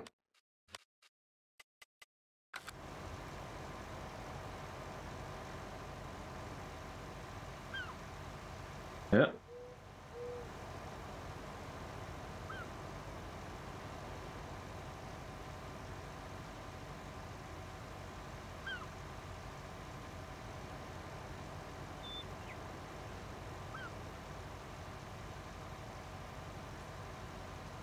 matter how much I try to turn in a tighter corridor, it's not working. There we go. Yeah, nope, too far.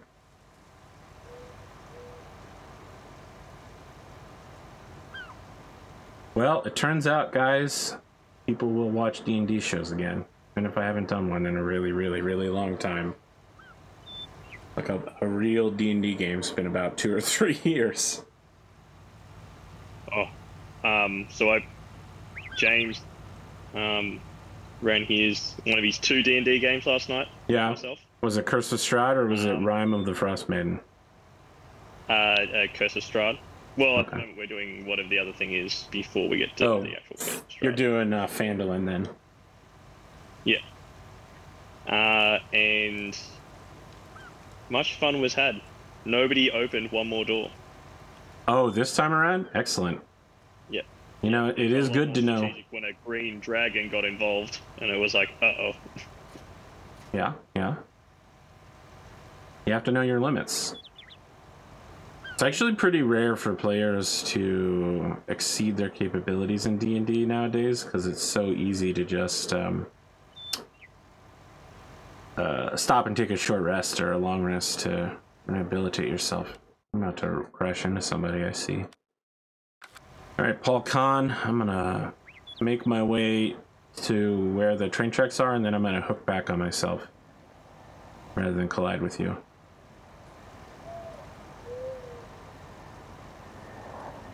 Run around and look for missed bits. I think we're doing pretty good. Yeah, you could probably just drag it in a straight line across somewhere. Save us a little bit of time. I mean, that thing is definitely not as fast as doing herbicide, but it doesn't cost anything to operate. So, you know, it was great early on, and now that we, you know, we're not loaded with money, but now that we've got some. All right, I'll pull off and you can just keep going. There we go.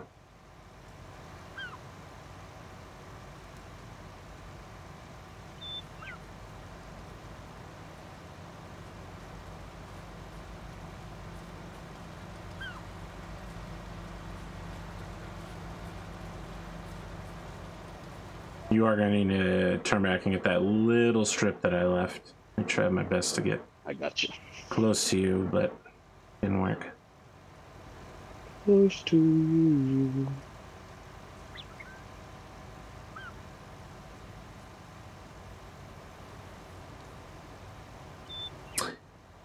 I gotta get my COVID booster at the end of the month. Holy shit, all the studies about how long that booster lasts. And it lasts way less long in men than in women. Make me think, holy shit, I'm gonna get this shot for the rest of my life. Maybe like getting a flu shot. Guess you gotta do what you gotta do to keep from having crinkly lungs.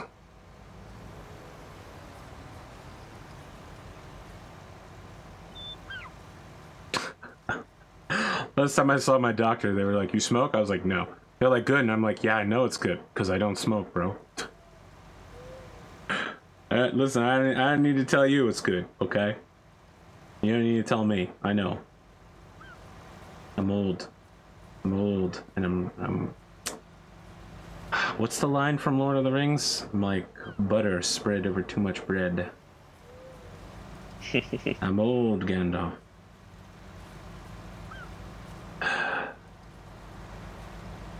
All right, Glimo.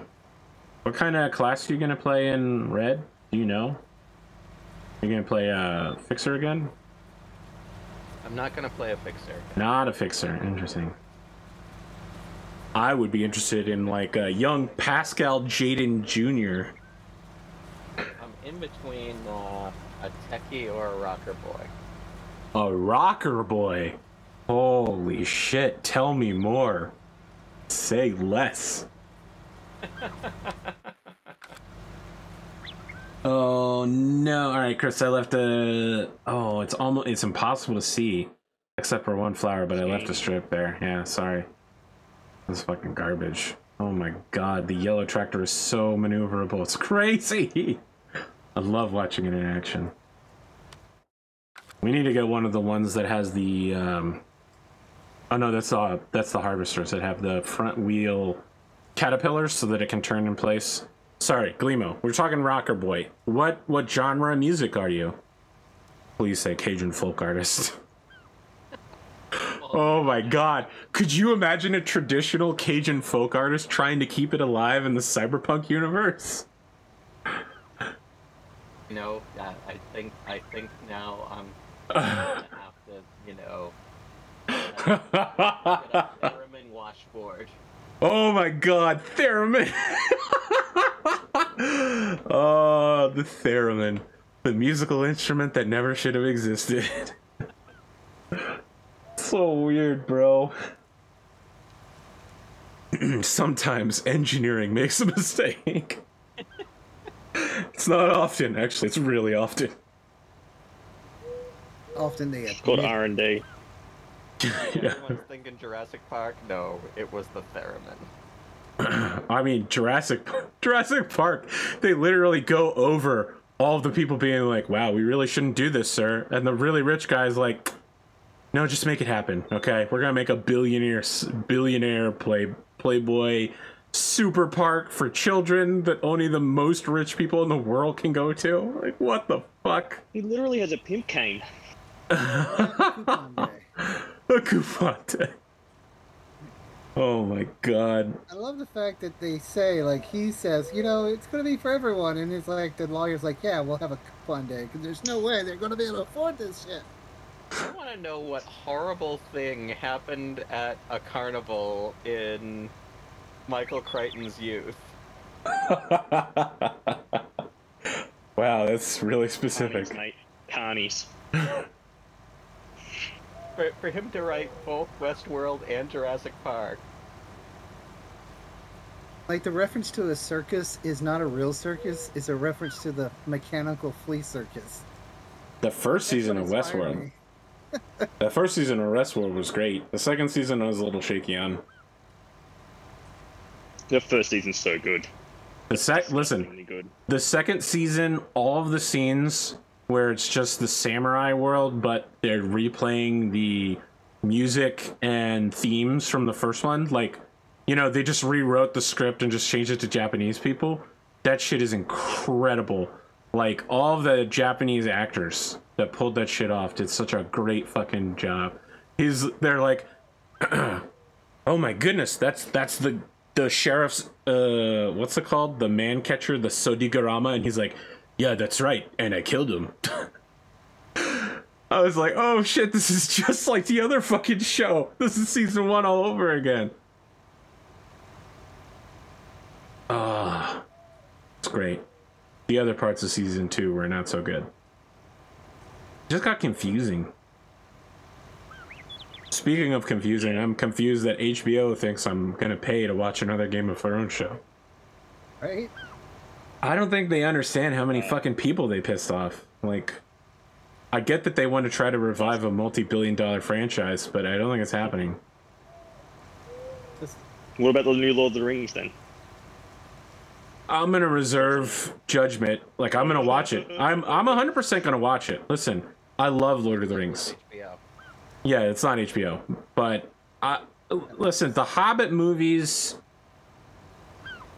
Long in the weren't tooth. bad. They weren't bad. Listen, since the first 3 when they came out, I thought they were bad. I've seen so many movies that have come out then, which are so much worse. I no longer think the Hobbit movies are bad. They're just average. But they had some really good casting. The thing I that think there was some interesting content in there as well. yeah, Like that was alluded to, and it's cool to be now actually see what Gandalf did and the stuff going on there. That is cool. That was a good addition. so there were some really great points. For instance, Martin Friedman as Bilbo, and who's Doctor Strange? Sherlock Holmes? Benedict Cumberbatch.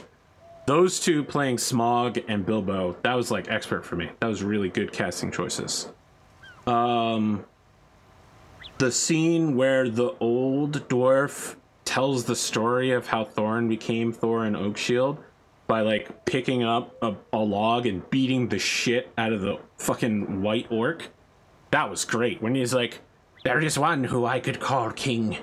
There is one who I could kneel to. I was like, damn, Thorn is fucking gangster as fuck. Like, he's got this guy's loyalty. Holy shit. Most of the rest was garbage, though. Everything involving young Legolas was trash. Most of the elf stuff was bad. So look, the thing is, though, that like the original 3 Lord of the Rings movies are so fucking good. It's gonna be tough to beat that. Yeah. And they are like, who's the guy who plays Gandalf? Ian Dumbledore. Ian McKellen? Ian McKellen. Yeah, he already basically said that making The Hobbit sucked because he had to do all his scenes alone in a green screen room with no one there because they were all shorter than him, right? So it wasn't like Lord of the Rings where like half the cast was the same height as him and they would just do 2 separate scenes on location and then like bisect the film together, right?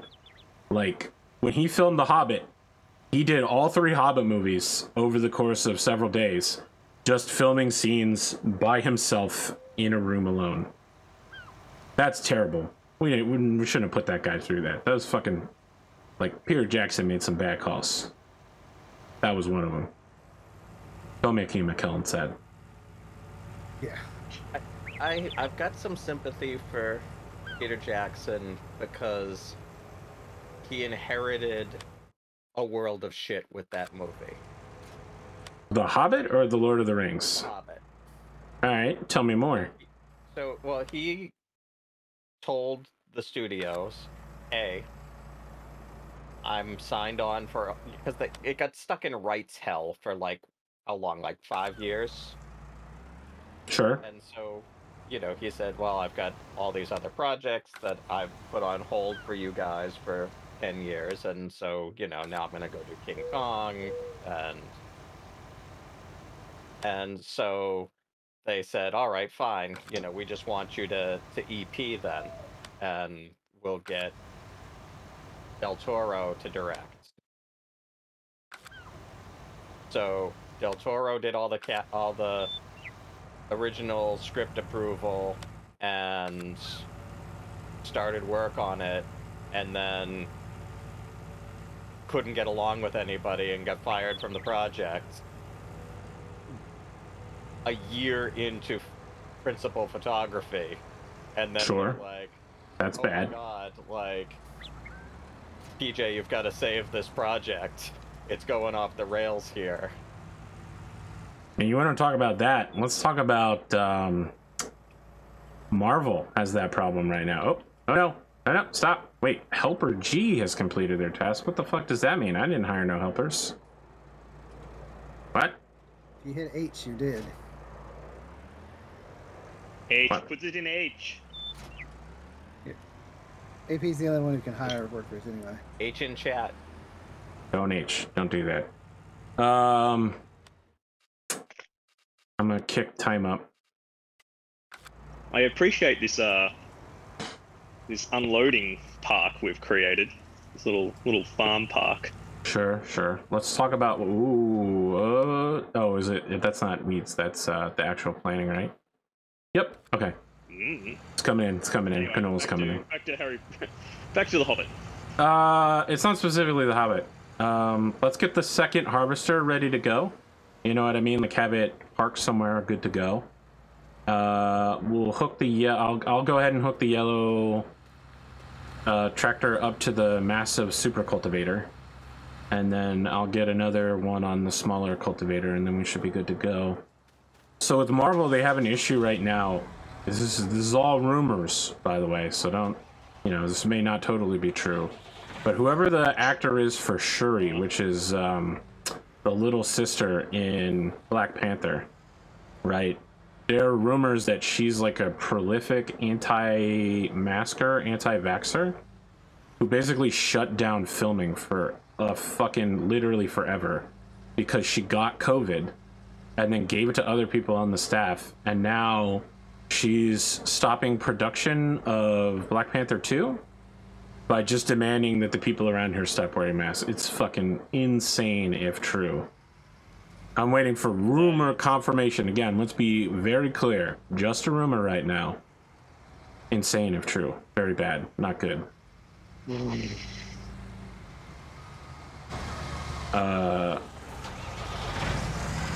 Whoever this is, because listen, it definitely happened. There's no question that these events happened. The only question is which person on set is causing these problems. Has cost them literally like a significant fraction of $1 billion right now, because they delayed casting for like a year in the middle of COVID in some of the like most expensive to shoot places in the entire world. Oh boy, I think that red tractor's got to be moved. I'm about to cause a problem, a big problem. Run, Salty, run! All right, you're good. This thing needs to be washed. It was yellow, right? This fucking cultivator is yellow. Oh shit! All right. Let me grab the big blue-wheeled one. Need the blue tractor for that. Yeah, I just get fucking annoyed whenever people mess around with Marvel movies, right? Like, this is literally a multi-billion-dollar franchise that the whole world is invested in now. You gotta think about the clout that actor must have to be causing that kind of issue. Whoever it is, be causing such shenanigans. I mean, it might not even be an actor, right? It might just be like some director or like producer or even a executive producer. Okay. Yeah. Just think of the clout that person must have to cause such shenanigans and not get cancelled in a very cancel, trigger happy time. I don't know that Disney is. Go nuts when you change something. I was gonna say that's true, but honestly, the Disney Marvel stuff, they've been really good about not canceling people. I mean, remember James Gunn, right? They tried to cancel him because of some comments he made like a decade ago, and he basically just immediately came out and sincerely apologized. Everyone on the Guardians of the Galaxy cast said he's not like that anymore. We're all behind him. Dave Bautista was literally like, I will fucking break my contract if you don't bring James Gunn back. Like, good luck having Drax. And they were like, oh, okay, well, losing Bautista would be pretty bad. Maybe we will forgive him.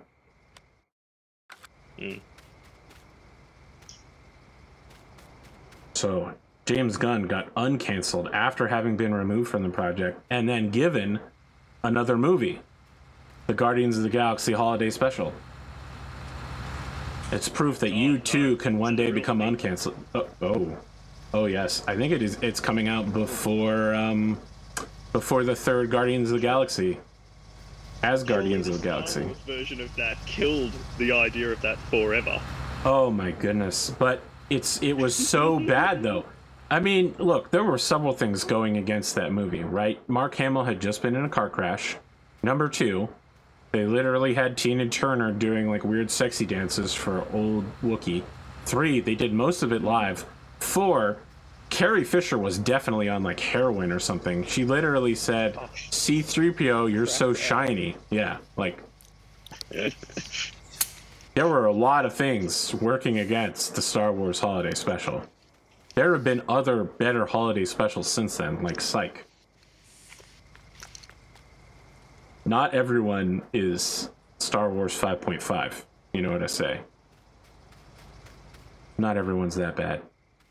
And you know what? If it is that bad, at least we'll get a laugh out of it for like 40 years. As a child, I was confused by the Star Wars holidays. You should have been confused. Yeah, you should have been. It was fucking confusing. Now that I'm older, I'm like, there were just piles of cocaine must have been laying around. Yeah. Piles of cocaine and enormous amounts of money. I mean, look. By the 90s, George Lucas literally had so much money he could do whatever the fuck he wanted. He literally wrote some of the best political thriller movies we've had in a generation, and then made them for children. He made the character Jar Jar Binks. That's how much money he had. He could make Jar Jar Binks. He made Jar Jar Binks happen, and he made it stick. You mean Darth Jar Jar? I do like that theory, but Full motion capture it makes a a lot more sense to me. So yeah. reality. So, yeah. All right, who's in what, by the way? I'm just sitting in the red harvester. Okay. Yellow harvester. I'm gonna go get the truck. Where do we want to park the truck, logistics officer? Logistics officer? Hey, why don't I just drive the truck? Well, I was gonna ask you where do you want me to park it, but sure, I can get out and let you go. Probably over by the. No, I'm out. You park it wherever you want to. Wherever, whenever you want to park the truck. Oh. Did you say you had crop destruction on? Yes, I do. Don't drive over the crops. So we need. So when I call for a hot dump, I've got to make sure I'm piping out on the right side. Correct. On the left side, yes. Yeah. Use some dirty vehicles. That's how I know Spoon hasn't been here. Have you guys just been harvesting this in a circle or in lines? The best way to harvest it is to make a few turns as possible, you know what I mean? Because if you have to turn all the way, long lines and then turn at the end and follow the edge of the thing is the most efficient, right? Because if you have to turn around, that wastes a ton of time. Yep. The big guy is best on the long haul lines to left or right, and this little guy I'm going to be using to clean up all these weird edges and bumps that the big guy won't get. Those are my edges and bumps. I'm so proud of them. We have to assign a whole harvester to deal with them.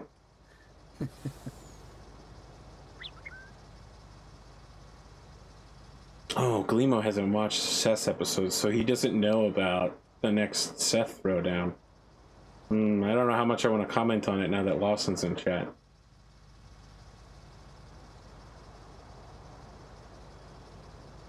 Like, it's okay, Glimo, you don't have to watch every episode, but Seth's last episode is one to watch. And his next episode will also be one to watch, because he's gonna get fucking annihilated. And I mean that in several senses of the word.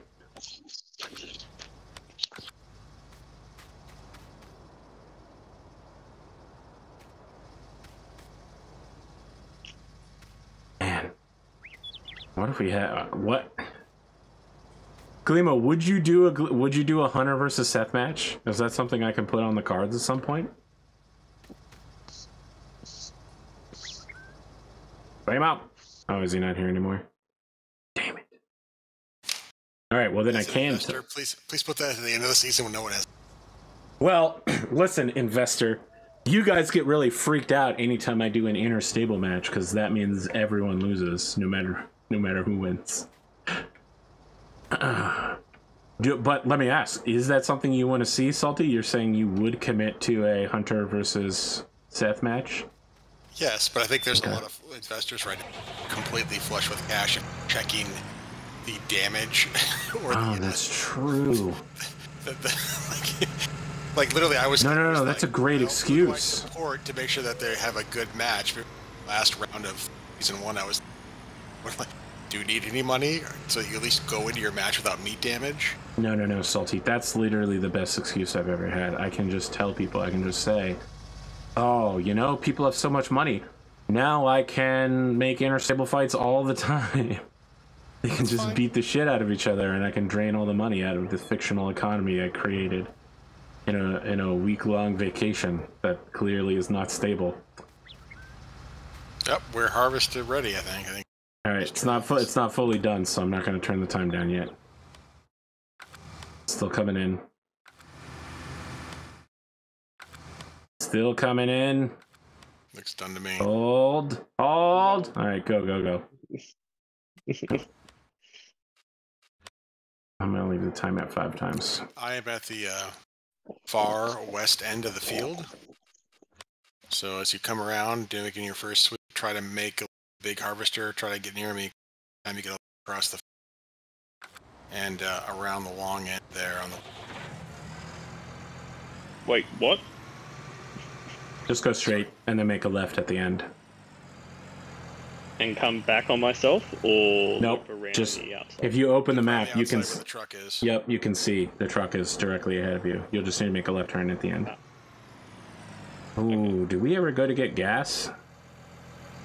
Everything looked like it was pretty gassed up when I looked at it. Oh, okay, all right. It was just the yellow I went and gassed up. Oh, okay, all right. Oh, you're really clipping the edge here, Soundwave.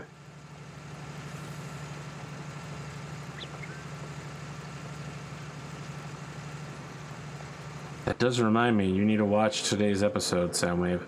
Since the words Paul Kahn came up like 15 times. We're gonna need to put a bot on that channel. I don't know. Last thing I remember is the Khan family needs to start making some babies. Yep, I remember that too. There was a question today as to what the Khan family's outfit was like, and I didn't want to say Puritan. So I think what we came away with was 1920s formal sleek. Yeah, that feels right, because I was going for gangster vibe. Yeah, I also thought gangster was the correct vibe. Your wife made some decisions today, and I won't say anything else until you've watched it, because they were decisions.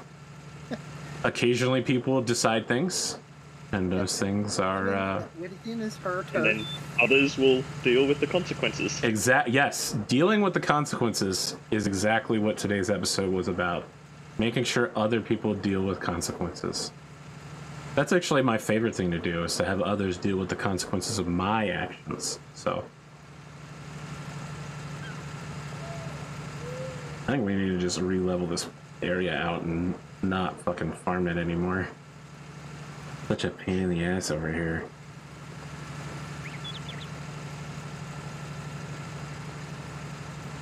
Oop. Alright, I just decided $10 worth of canola. I owe you. Well, canola produces more weight in seed than soybeans, so you're going to be doing more runs with this crop. Alright, so I'm doing a left turn here.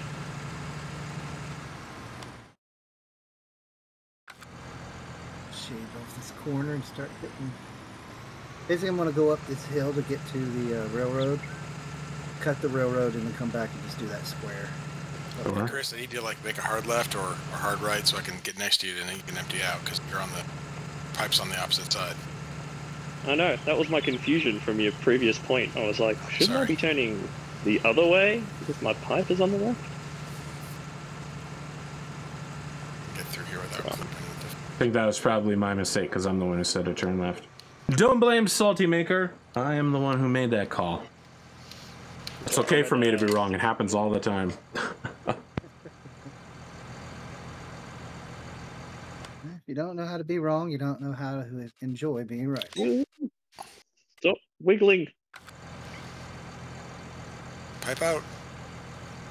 Train check. Train coming.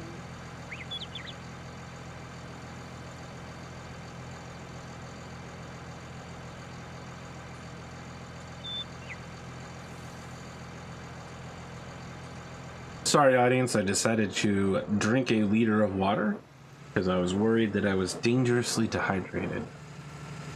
What's a liter? Oh, come on, Australia. Don't fuck with me. It's like a gallon, but it's not. How about It's a really that? poor measurement for gasoline, in my opinion.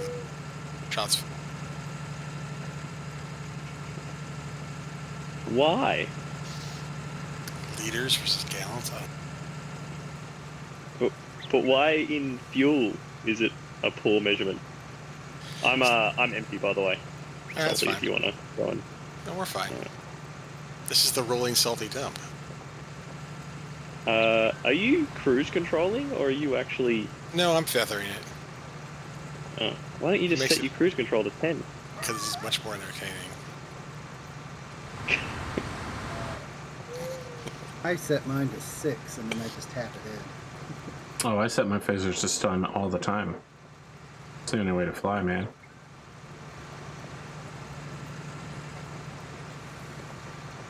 Oh, turn left, Paul. Turn left. Oh, you're missing so much along the edge. That's right. That's like left, but the opposite direction. Today we Oh, learned. I'm destroying so much crops right now. All right, okay, Right just here, come up on Jesus. that edge right there. All right, just ride this edge. Just ride this edge. Just clean it up. I'm cleaning up behind you, and you go, oh God, oh God. Yeah, I'm stuck. I get stuck. And do what you can to fight your way free. Fight the power. Well, at the very least, this will be freshly fertilized for the next time we do this. I can see you in the mirror. Yeah, I need to get out of here before the train comes and fucks me up real bad.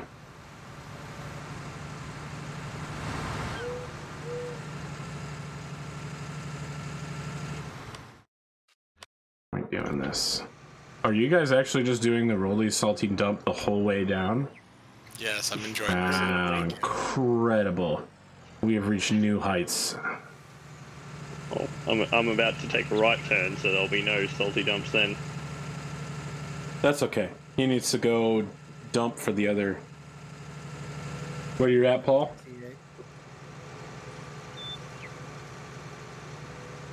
Yeah, what you need to realize is that... Who didn't fold up the... Fold up the what? The big yellow one?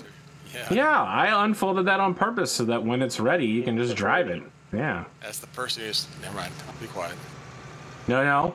Let your rage out, safety officer. Speak to me. What's on your mind? To leave things... As we've learned, when you get to the... When there's equipment that is extended, that maybe could not be extended and make for a little more, like, working area for the vehicles exiting the field. Look. It's better than when we used to do everything by the concrete pad, right? Yes, sir. As long as we're slightly better than that, we're good. Alright, Lawson, I see you sending me shit on Discord. Just know, I don't have my phone, so I can't respond to you. Get fucked. And I'm not gonna go get my phone like last week. You're just fucked. Alright, I'm folding up this piece of equipment as requested by the safety officer. Just gonna stand on my roof and look at things while I wait to run Big Yellow. Alright, where are we gonna sell this canola at? Canola is good at the port grain elevator right now, which fortunately is quite close. And soybean prices are already starting to recover. Looks like it's 1,800 right now. Actually, we definitely should have planted soy. Fuck.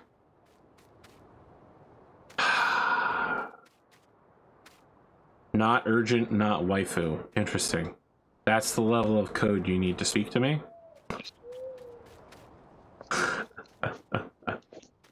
Not urgent.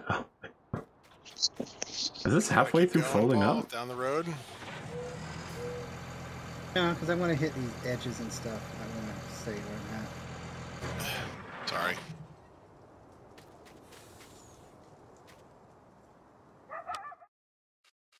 No, all right. Okay. Because I'm going to go back down the road, back to the square area and clean that up. Oh, actually, I'll probably clean this triangle piece up too on the way. That way the big red can just hit the big field now because I hit the edges. He definitely better on the straightaways. I do feel like the small and this medium harvester are under is the next choke point. Really? Not Ooh. Maybe the cedar. Well, I was gonna say not tractor strength, not tractor horsepower in order to bring our top end equipment to the best use. It's Yeah.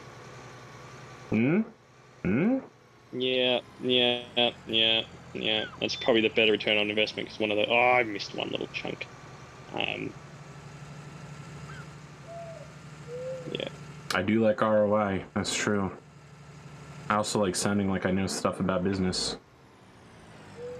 Because the harvester only helps you in one part of the job, where a bigger tractor will help you in 2 to 3 jobs.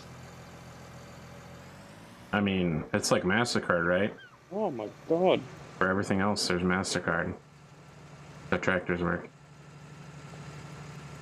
Just wait until we do tractor races.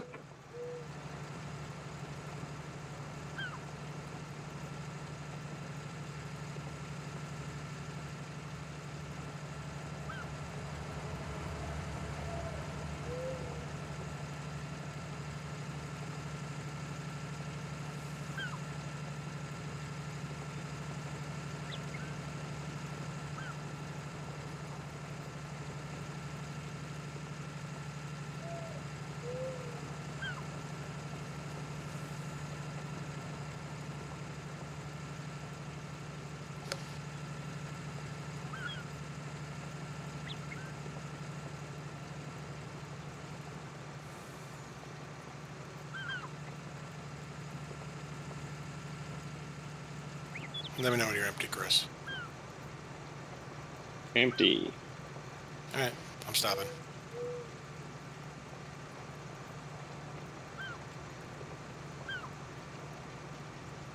We are at 33% full in the truck. Interesting.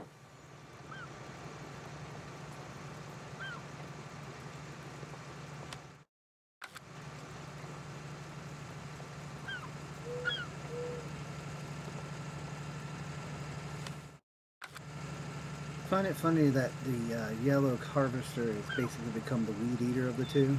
So it cleans the edges up and then hits the trouble spots while the big one's the actual lawnmower now. Yep.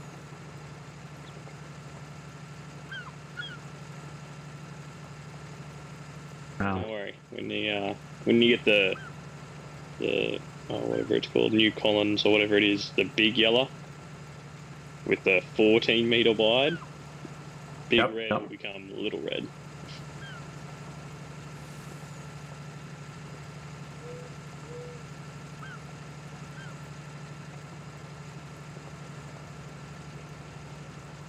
That little patch that you left behind over here, I'm gonna eat it. I'm gonna destroy it. Do it. My shame. It's okay. We've all made mistakes. One time I decided to just start streaming. Some would say that was the start of some of my greatest mistakes.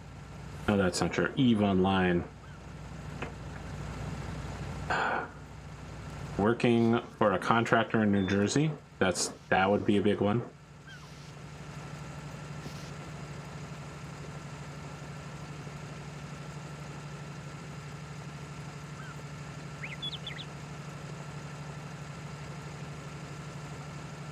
Accepting my mom's cat Amore, huge mistake. Absolutely brutal mistake. What I'll be paying for the next 20 years. What? My cat. She's horrifying little shit. She's physically abusive. She also will abandon me at any moment if I'm in a room and any woman ever walks into the room, she will abandon me to go be with that woman. Not men. Men walk into the room, she'll stay with me. Woman, gone instantly. More is a little betraying shit. It's just all about that wound power, mate. Yeah.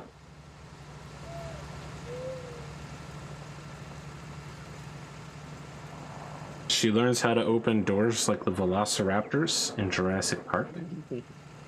So she puts her whole body weight on the push-pull lever and pulls it down to get access to all the parts of my house that she could destroy.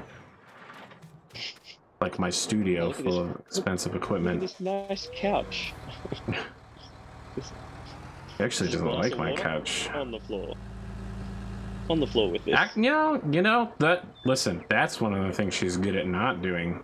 She doesn't knock random shit down. I'll give her that much. She does like going into places she's not supposed to be in, though, like the unfinished section of the basement. All right, come on, you can make this turn, buddy. I know you can do it. She sees a new lair opportunity. All right, Salty. I'm moving towards you, and at some point, you're gonna have to flinch. I'm waiting for Big Red to come on by. Yep. Ready for a dump, so. Oh, he'll come on by when you call his name, just like the song. Unfortunately, I'm piping the wrong way, but... I know. You'll come back. It's fine. Unlike Amore. Oh, Amore will come back as soon as she decides she wants treats or food, water. Go outside. She hears the tin rattle. Nope. Okay, so this is the thing. Things that normally frighten cats, it's like a vaccine to her. She inoculates herself against them. She used to not like being sprayed with water. Now she loves water so much she'll jump into a fucking like a full bathtub to play with water. She used to not like a coin in a can. Now she loves to hit coins with cans in them and knock them everywhere to make the noise. But she is afraid of thunder, though, so that's like her one actual remaining fear. You just tell your speakers in the house to play Thunderstorm. No, but that is a great idea. No, wait. No, it's not. Look, I'm not here to torment her. Dramatic. It's just when she does something wrong, right? There needs to be a way to teach her that she's doing something wrong.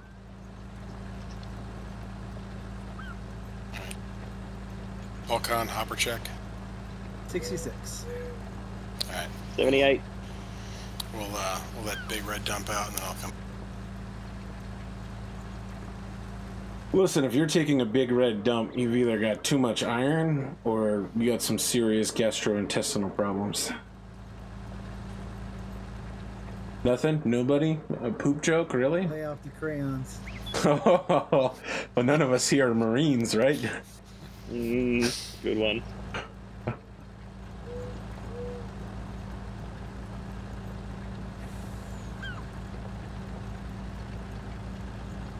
Besides, why would you eat the red crayons? They're nowhere near as good as the blue ones.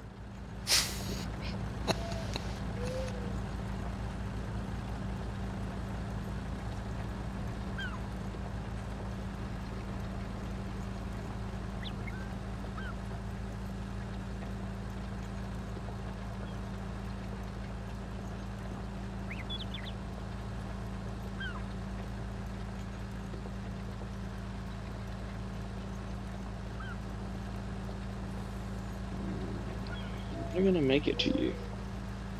What's your percentage? 88. Oh, you'll definitely make it. Oh, you can tell I'm going uphill. I'm losing speed. Because physics. Goddamn horsepower. Why can't you just be consistent all the time?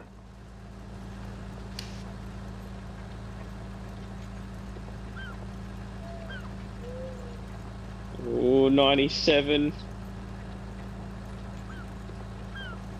98.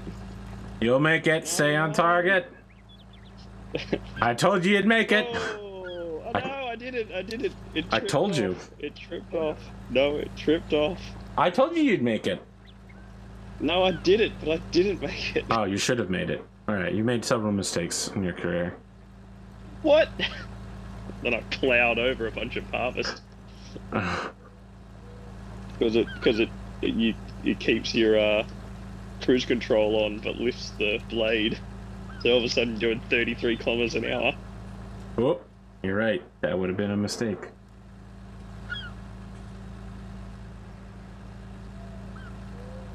All right, just a little bit more, buddy. I just need you to make it to the edge. We're gonna hold this bad boy up. 0. All right, pipe in.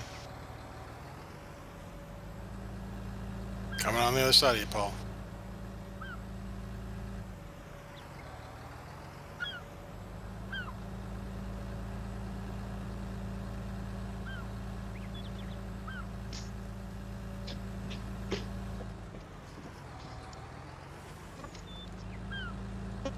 Am I gonna clear this? No, I'm not.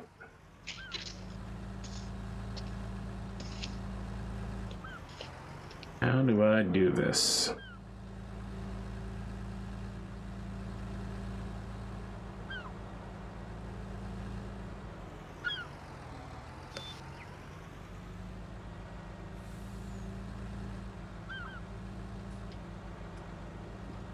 You know what? It might actually be safer to just come from the other side, now that I'm thinking about it.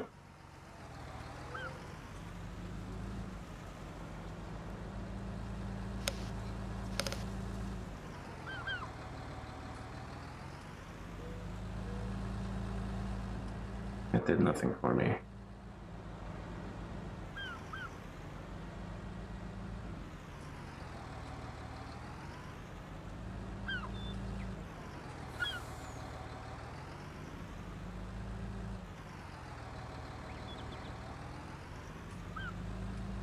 Come on.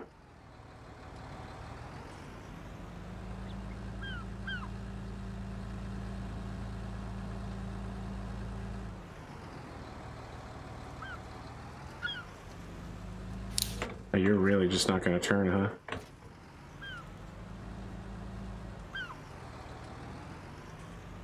What are you doing? That looks like madness. You have literally you've put yourself into a corner. Yeah, so I'm trying to come out the parking lot from the correct angle.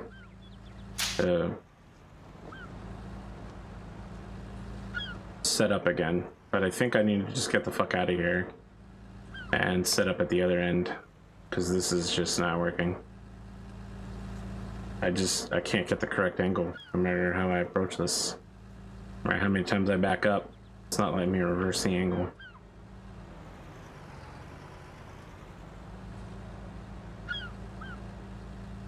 Alright, well, this definitely wasn't a total huge waste of time.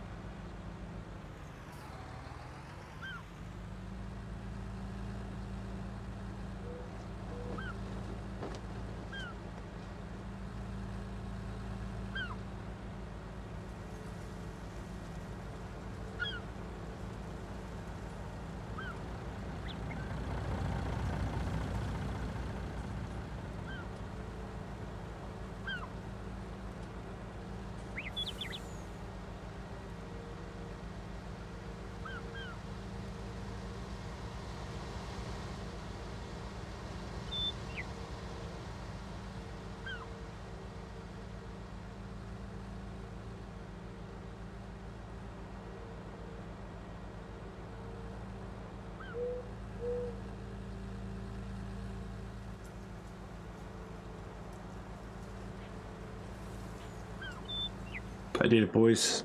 I managed to drive across the field. I made it happen. You wouldn't believe how hard it could be sometimes. At the end of that, why did you just leave it at the end of the field and switch to the smaller tractor? Because that side of the field isn't going to let me set up the way I want to do it. I am going to switch to the smaller tractor for the northeastern block that I'm about to do.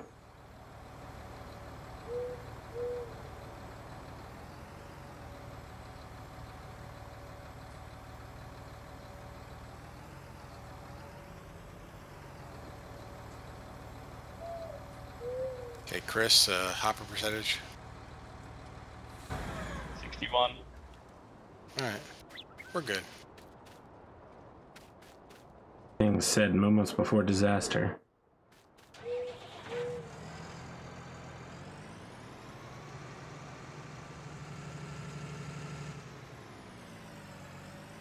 The truck is at 58. I am guessing that Paul's somewhere down the 50. 25. Oh, yeah, yeah. Huge amount of hopper space, a small head.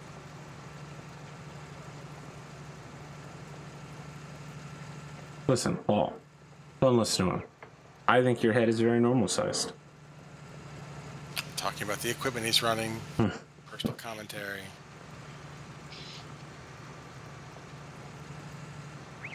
Dangerously close to breaking some of the rules. Yeah, I don't even know what the rules anymore. I used to have a rule about not telling PM poop jokes, but ever since I got back from vacation, I've been breaking that rule every fucking day. Oh, shit. I almost missed the opportunity. Well, let me tell you something, Salty Maker. Let me tell you something. Yes, sir. You know the rules, and so do I. We're no strangers to love.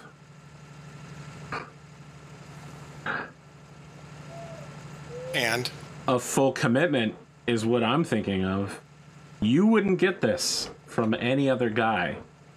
I just want to tell you how I'm feeling. I've got to make you understand. All right, Rocket Man. Rocket Man, that's fucking Elton John, not Rick Astley. I know, but you're doing a spoken word version. I mean, the spoken word version was famous because of William Shatner. Oh, listen, I can't sing. My spoken word versions are the best that I can do. Side note, Shatner going to space. Well, Is it every Trekkie's dream? He's a weirdo, Shatner. He's gotten weird in his old age. I say that as someone who got weird early. The whole time. All right, I'll buy that. I mean, he did write those weird fantasy tech books.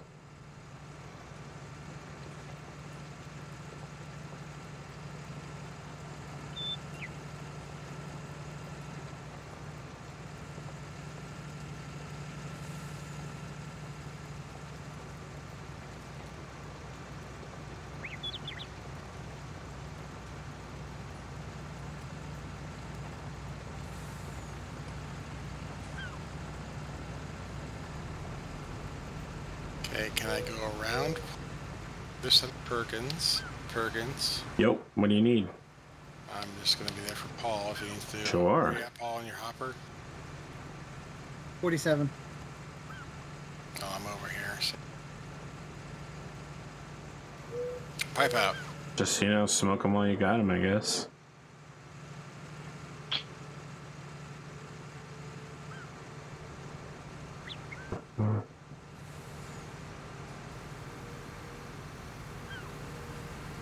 Whoa, dude, it's the boss. He's totally radical. Whoa.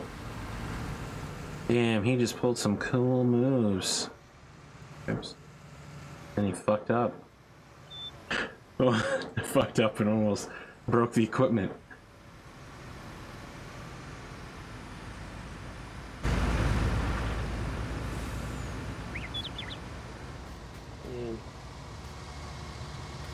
You will steer messes with me so bad. I'm at 74% full. I'm thinking one more dump, bread, and the port grain elevator. Currently, price. Yeah, let's double check that. Canola. Port grain elevator indeed.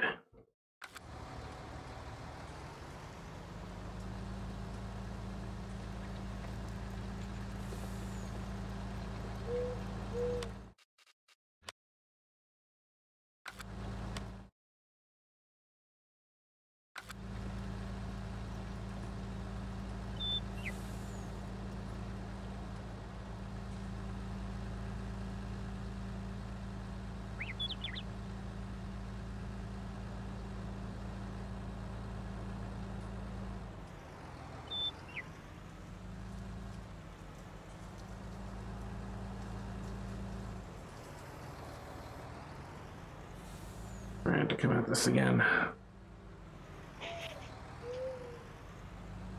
It's the slowly rising hill is causing problems. You gotta hit it with inertia.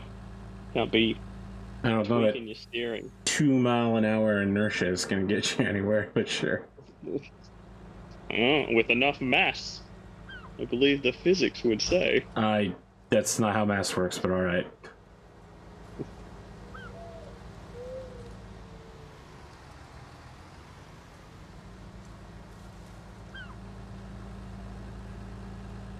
All right, I'll tell you what. You tell me Newton's second law in its entirety, and I'll believe you. I'm out. Is that the object in motion? Tends to stay in motion. Yep, you partial credit. You got to finish it. I believe I never took physics in my life. Unless acted upon. Object acting Yep. on it. Or force. And that's why inertia doesn't matter in this case, because we always have something acting on us. It's friction, gravity, air resistance. Inertia is almost useless in planetary atmosphere. It's great in space, though. Well, you know, it works on my Land Cruiser all the time. I think that's more about keeping in gear, but okay. I will admit that if you get up to speed before you start going up the hill, it does help. Yeah. I don't think your Land Cruiser's going uphill at 2 miles an hour, though. If it is, that hill's pretty impressive. All right, Chris, hopper check. 71. Oh boy, it's gonna get close, I guess. Yeah. How far do you have to go? All right.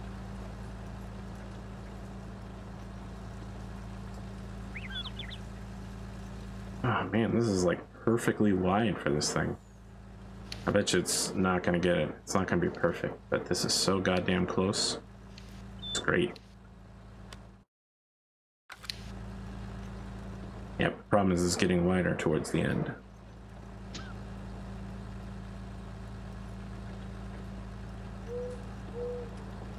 I think we're okay. That's not too far.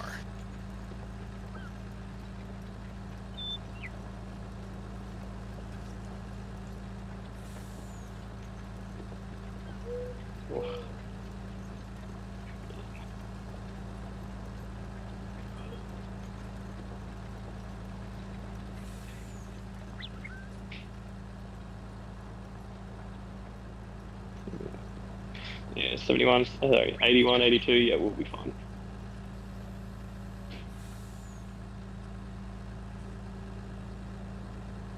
Doomed, doomed, I tell you.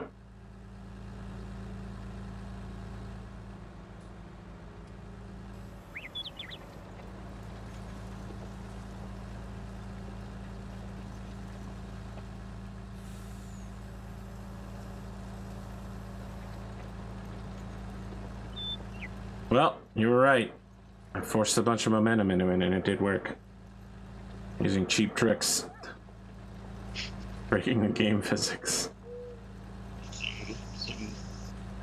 Sometimes redneck physics right there. Send it. Oh. Hold my beer. Hit it harder. Get a bigger hammer. Oh, I understand. You know engineering. Yeah. Alright, It moves, not supposed to move. Add Loctite. I'm at 88% full once you pull your pipe in if you're empty. Yeah. Alright, pork grain elevator it is. Good luck. Look at you tarping up your load, Salty. Hey, Oh, he was there for the shucky ducky moment. He knows. I have seen the results of why you driving in a field, you ain't piping out, cover it up. I was there, Gandalf.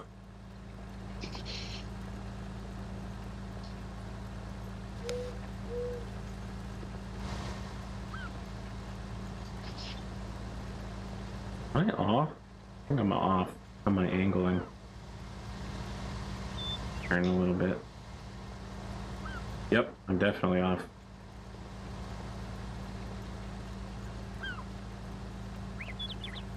Well, that's a problem for someone else to fix. I'm just kidding. That'll definitely be a problem I have to fix myself.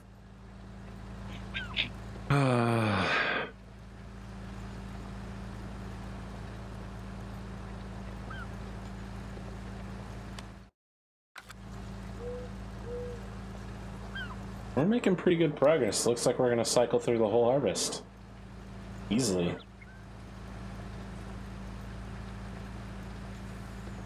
See, now I'm thinking about whether a bigger tractor actually is the choke point at the moment. Oh, you think another harvester then?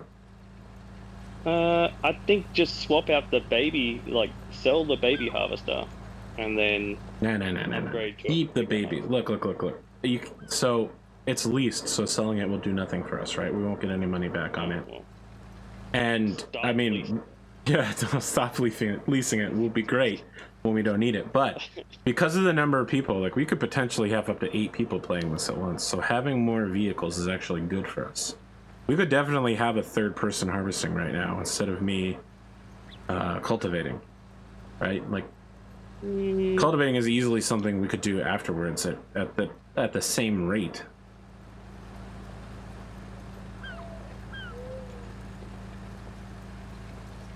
We just gotta get, Spoon, I think, is very busy right now for the next couple of weeks. And Eternal, I think, has committed himself to New World forever.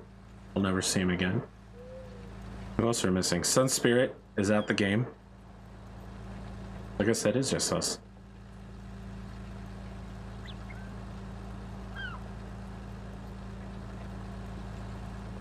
I'm not missing anybody, am I? Feels like there must be one more person. Because do you own that yellow tractor? The yellow tractor is the only tractor we own. Okay. You're so mad at this tractor. It's our speedy, fast boy that can haul most of our biggest equipment. Not well, but Yeah. No. I'm just thinking, what, where does it live in the jobs if you get a bigger tractor? that's a good question. Yeah, that's my next thought. It's still the fastest and most highly maneuverable one, though. You know what I mean? Yeah. Like, it can do jobs like breed all spraying pretty well. Yeah, the spraying, the seeder, it runs most of the time at full speed, except for up on the hill. So that's, efficiency is fine there. But yeah, it's just really in that cultivating.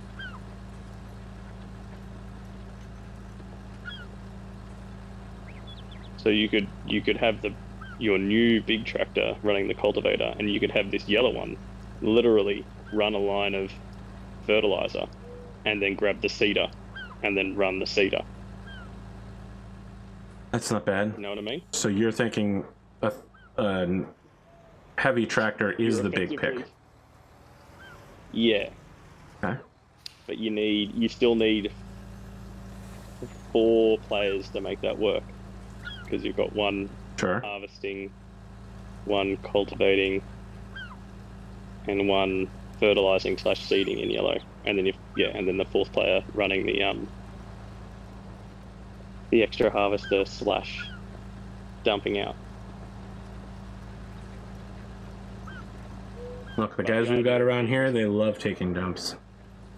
It would blow my mind to watch one field be simultaneously harvested, cultivated, seeded, and... I mean, over the next few weeks, we'll try to make it happen. We just need the big boy. That would be a hot mess of chaos that I would love to see. I do love chaos, man. Hopper check, Chris. 73. All right. 63. What was that, Paul? 63. All right. I'll be you next. After Chris.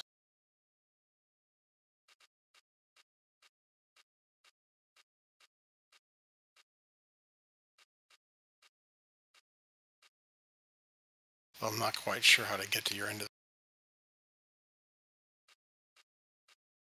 You may make it all the way where I'm at without getting full. Tell you what.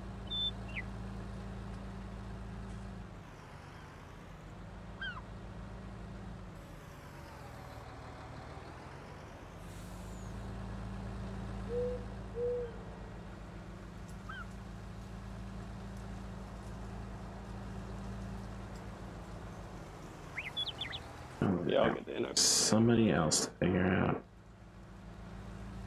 Smaller cultivator.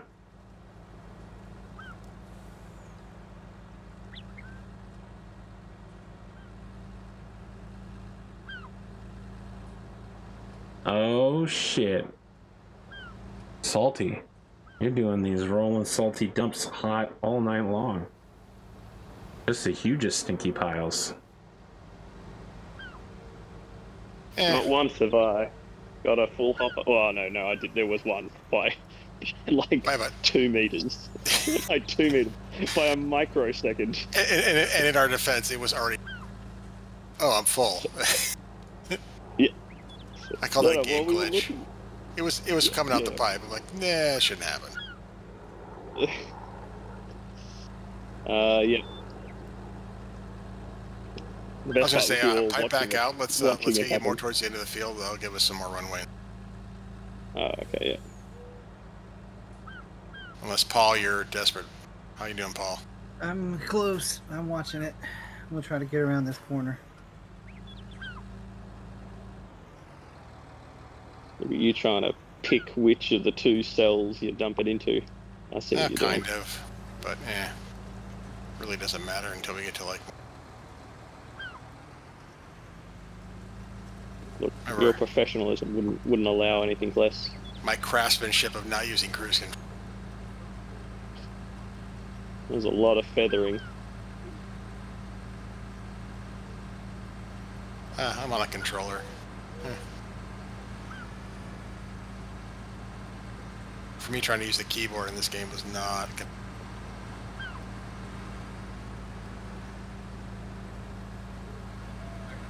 Alright, I'm gonna head off and pipe in. Right. Oh, shit. I pressed the wrong key.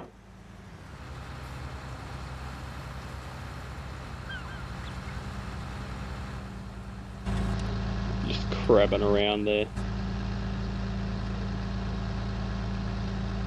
I see you, Paul Con.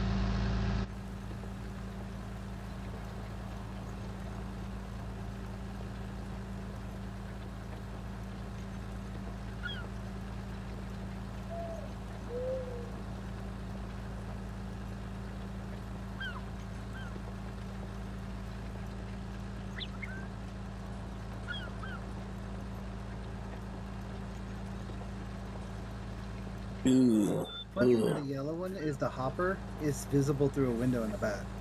So you can see the internal hopper. Empty and fill.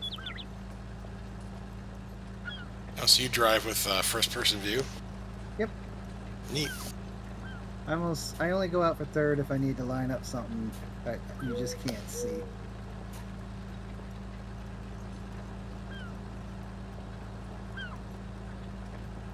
That Paul Con, he's built different.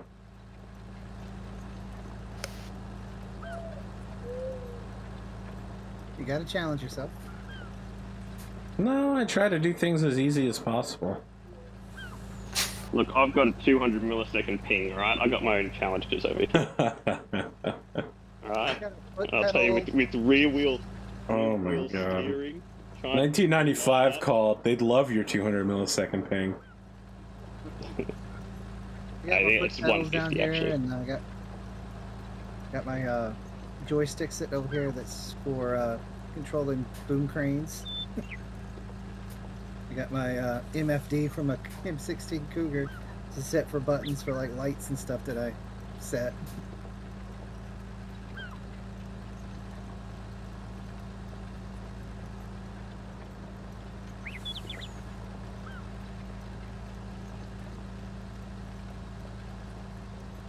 I was looking at a. It's going to be my bewitching hour. Bow out. Thanks, everybody. You think so? All right. Thanks for joining us.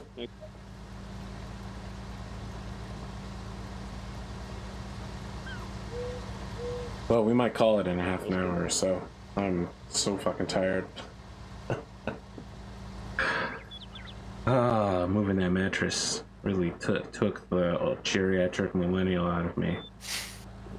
Knock the stuffing out of you? Yeah, knocked the mattress out of me, really. Put you on your ass? In bed? I mean, I was taking the bed outside. That was the problem. Oh, and the trash company's like, yeah, we may not pick it up for 3 days. I was like, 3 days? You want me to put it out on Sunday, but it might not get picked up for 3 days? You want me to look like I'm a redneck out here? Yeah, just crack bed on your front lawn. Crack bed? Jesus, it's a nice bed. It just got saggy in the middle. Crack bed, please. Stain on it. Oh, please don't. No, now I'm worried. So people look at No, it, no. You're a What's wrong with monster. this person? You're a monster. Oh, Frank that keeps on giving.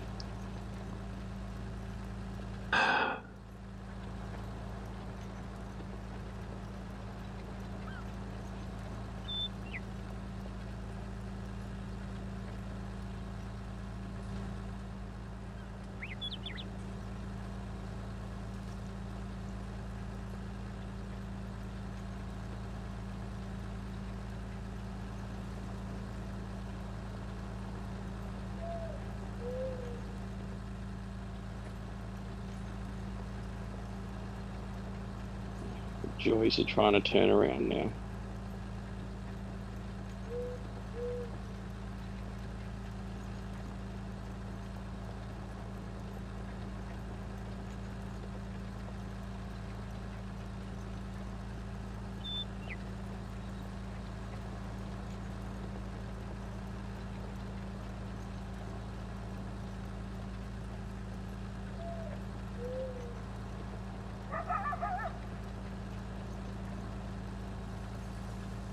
Alright, now the logistics.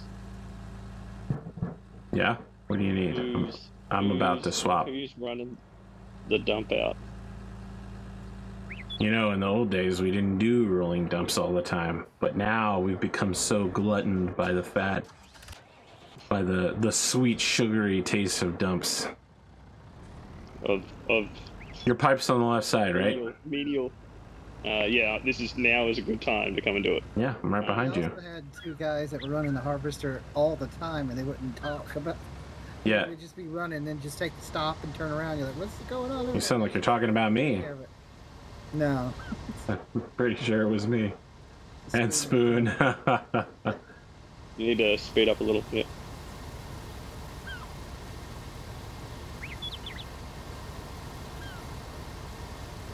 How you doing, Soundwave? 44. I'm good. Nah, I'll just come steal from you. Then I'll probably have to dump. Over here in the brush version of this field. The old black gold of the farmlands, canola. What they call it.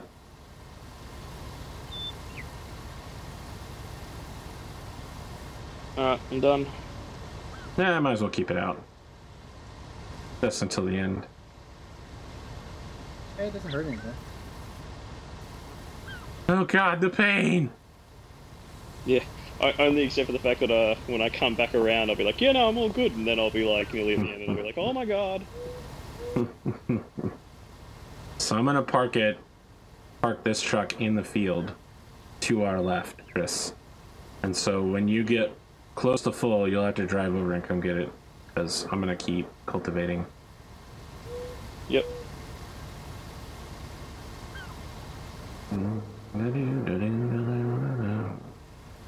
I just don't have that much of the runs left. We're actually making great time nowadays. Speeding things up. Imagine a day where we never just do a full harvest, but we do a double harvest. We just get crazy like that. We had the full Definitely crew gonna on. need to go. That's the closest Still we need to got do was a the full crew day, but then it rained right when we were in the middle. Ah, fuck the rain. Holy shit, that was crippling. Alright, pull that pipe in. I've already heard about that.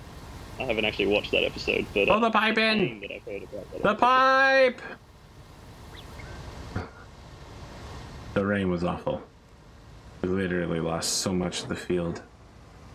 After that day, I could never look rain in the face again. You were a true farmer.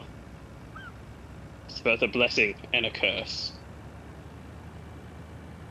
I don't think any farmer would call me a true farmer, but okay. Well, no, just that rain can be both a blessing and a curse. That much is probably true.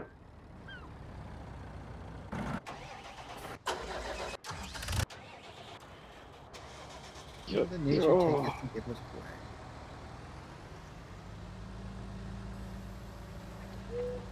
Oh, Soundwave. Yes, sir. I've made a teeny tiny little mistake up here. If you wouldn't mind coming and fixing it Yep, don't worry about it. I get it. before the Decepticon cruises down. Transformers! Robots in disguise! Out the far other end of the field from me right now, but I'll swing around. Yeah, don't worry about it. You'll be here eventually. Don't worry about that. It's about those Autobots, man. What do you mean just miss? I'm clearly I got like a half of a meter, all right? I know how to aim, okay? Listen, I may be a busted up geriatric millennial, but I'm also a gamer. Holy shit, I'm at 6 miles an hour. Downhill rocks.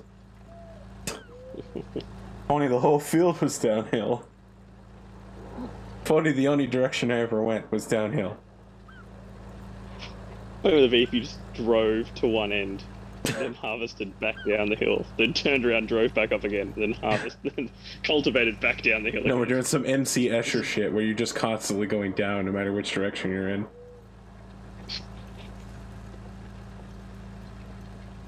Oh my god, I think I'm in an Inception. Ooh, yeah, ugh, that was a mistake. I sniffed my headphones. I need to get in here with one of those, like, antibacterial sprays. Holy. Never smell your headphones, friends.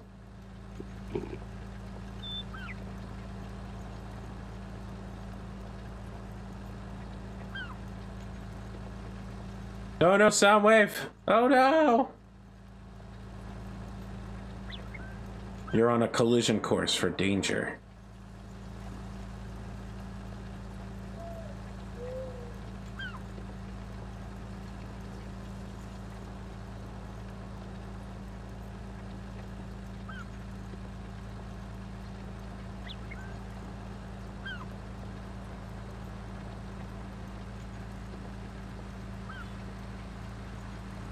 Don't you honk at me, you son of a bitch.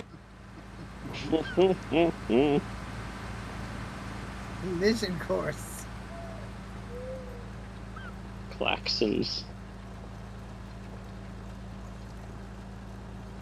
I was watching Captain America: The Winter Soldier today, and Nick Fury's getting attacked in the middle of it, and the computer's like, the window has 81% integrity, and I was just like, that's not how Windows work, computer. Windows don't have percentages of integrity. They have 3 states: not damaged, destroyed, or damaged. When you're firing, like, armor-piercing rounds against a fucking sheet of glass, they will get through at some point. There's no percentage about it. You're just waiting for a luck shot. That weapon has a 72% chance of shooting us. Like, no, it's shooting us now. 72% chance of going through on the first shot, fool. It's like those people that are like, yeah, what are the odds of that happening? And I'm like, 100%, because it's already happened. It's an observed event. I'm just telling you, you don't want it to happen again.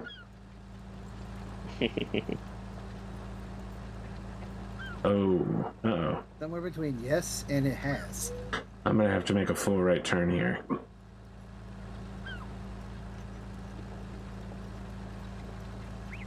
Little patch clear.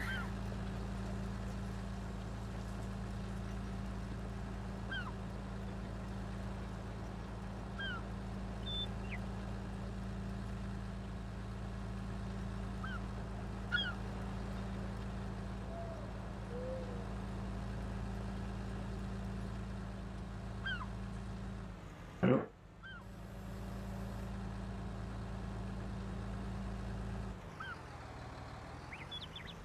Oh. Oh.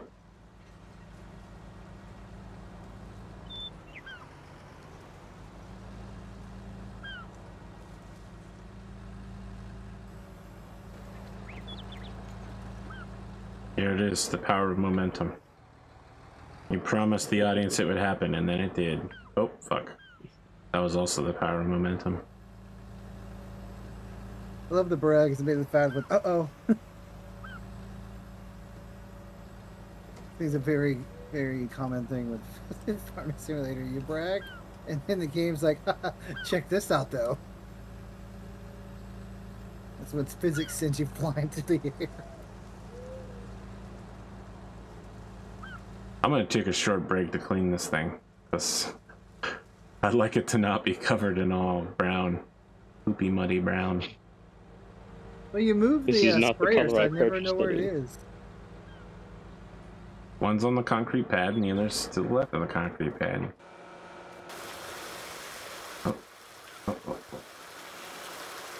I can't find equipment anywhere near the pad, though.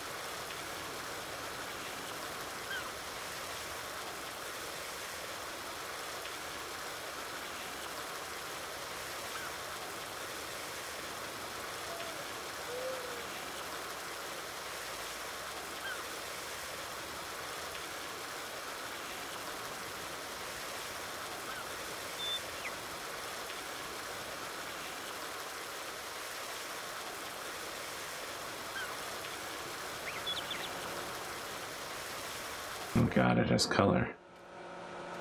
The color is black, but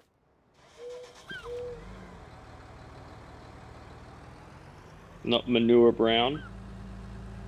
I mean, that's like my 13th favorite color right there, manure brown. Ooh, did you do a lot?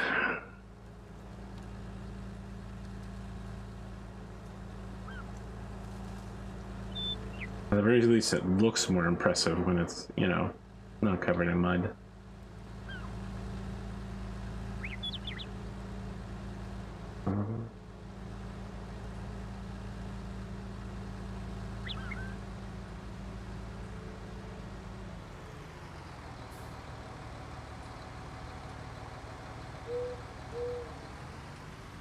Alright, I'm gonna have to do this from a weird angle. It's like a deflection shot.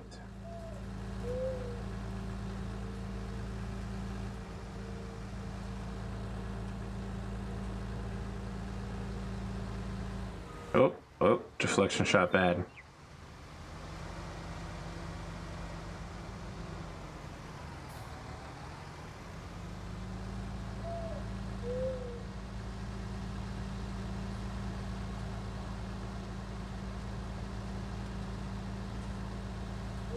In preparation for the new Dune series coming out, I decided to watch all the original stuff.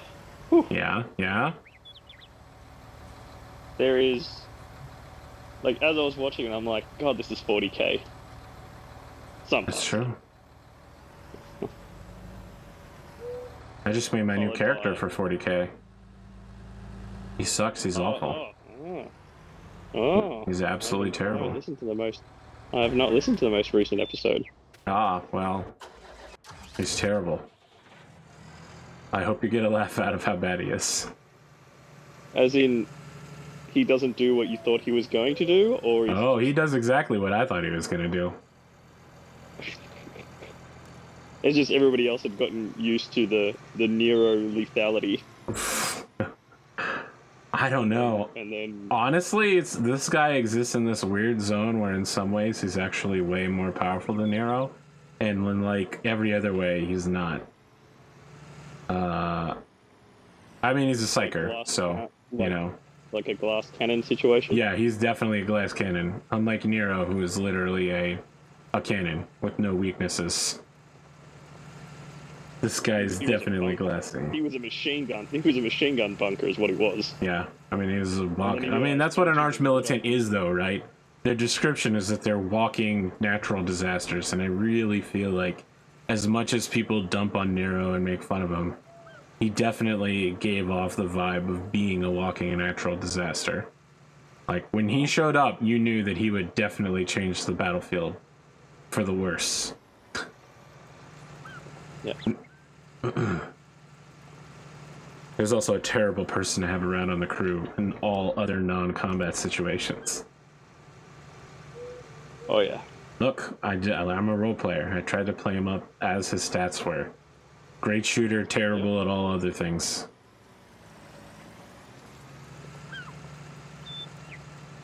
My new character, I also try to play up his stats and talents, which leads me down a very bit of a different path than Nero. Well, I hope you enjoy him. I laughed so hard while playing him.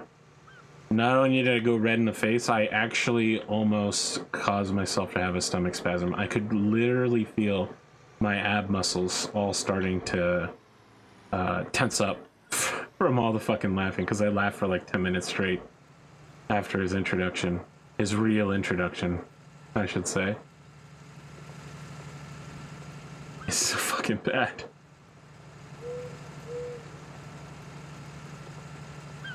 No, I don't know if you mean bad as in bad at his job or alignment bad. Have you ever heard of the term WAFO? No? Maybe. Okay. So WAFO is short for watch and find out, and I love telling people this. If you want to know more, you're gonna have to watch and find out. Oh, I will.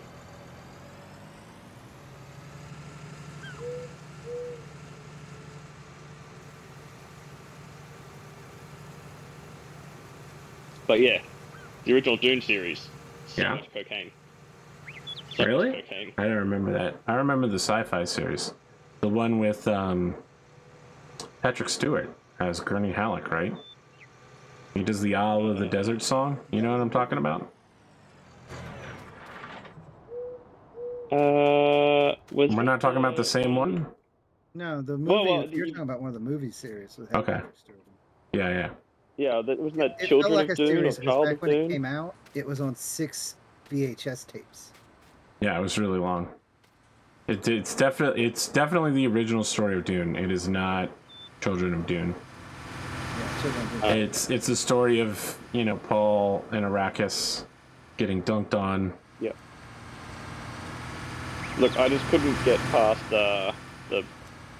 is it the Baron or whatever, the bad guy. Harkonnen. Yeah, the Harkonnen. Oh Floating yeah, Fat Man. just oh god. The whole time I was watching it, I was just Yep. like, Here's my God. role model. I want to grow up to be just like him.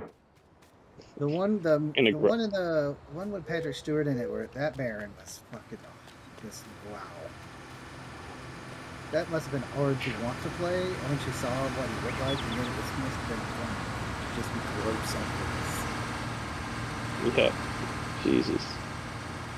The heart plug thing scenes, those always just creeped me out as a kid. As an adult, they make me laugh like crazy because my wife, when she did cancer treatment, that's the first thing they did, basically. They mainlined her so that way they could put stuff in her and not kill her or burn out her veins. And I'm just like, this whole time, this is that movie. You're in the movie now. Hooray! Hey, all Harkonnens get a heart plug, Foofer. Just so missed.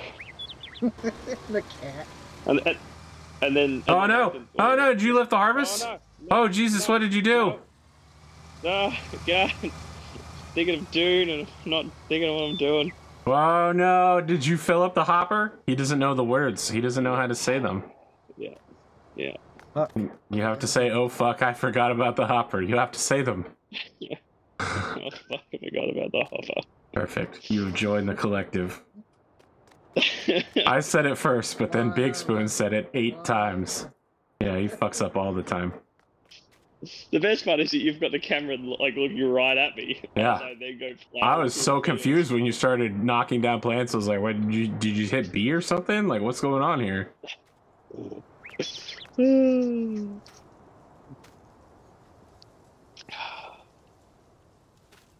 I'm still waiting on you to finish up that edge and turn around so I can keep cultivation. I'm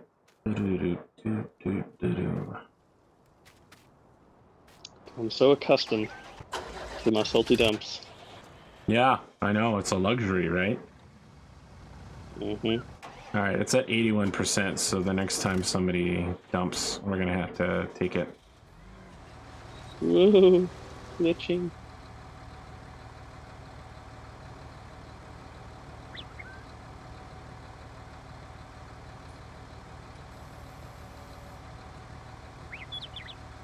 Anyway, as I was watching it, I was like, how are they going to make this into modern day Dune and keep this absolute madness, but also somewhat palatable to mainstream?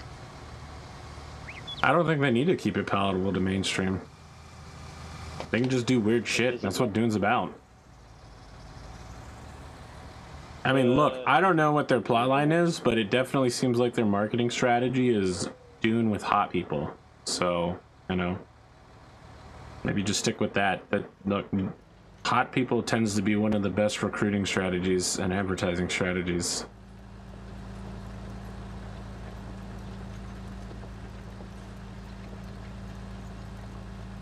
Nope. I don't know. It's just such a genesis point for so many other IPs. I guess. Look, here's the thing, and I mean, I think I already said it with the other Lord of the Rings, right? Like, you just gotta wait and see. If it's terrible, you dump on it, and hopefully they never make another one. And if it's great, well, then you waited long enough and it was great. There's no need to prejudge these things. You know, it's not like they're doing that, what What was the series the Game of Thrones guy wanted to do? The American Civil War, but what if the South won? Like, holy shit, dude. What the fuck is wrong with you? We don't need that. We don't. This is not the time for that. The time for that would have been about 50 years ago. Or never. Well, isn't that just Man in a High Tower?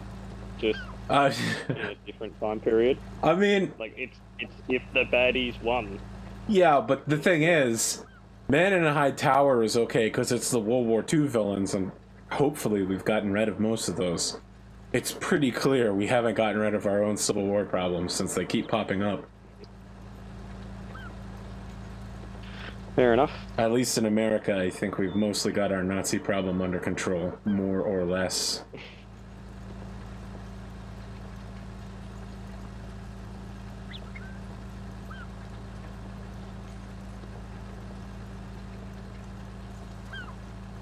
I don't know. I only watched the first season of Man in a High Tower. I got partway through the second season in. It just didn't interest me anymore, although the theme song was really good, but it's just Edelweiss, but sad. Melancholic. Yeah, I couldn't get into it either. It's a pretty good concept, but, you know, it's like some high-level shit going on.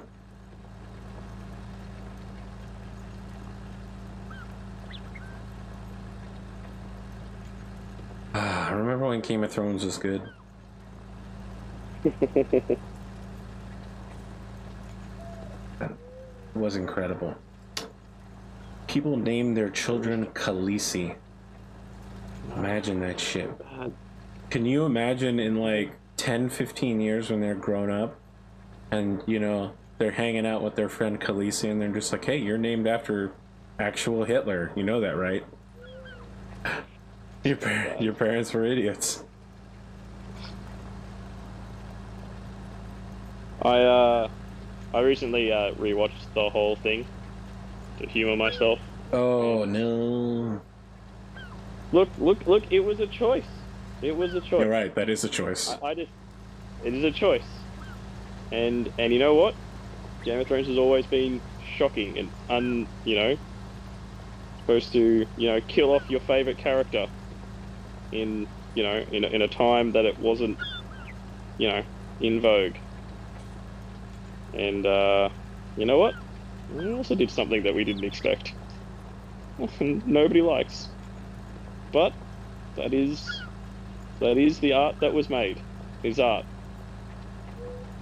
It's terrible art. They literally bragged for a whole year afterwards that they didn't know what they were doing and just did random shit all the time.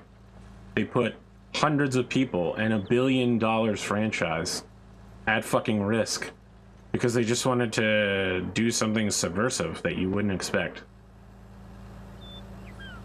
Yep. You're right, it is art, but it's the art of watching a building implode. It's not art like the Monet. Alright, I said the Monet, but a Monet, a Monet. Bang.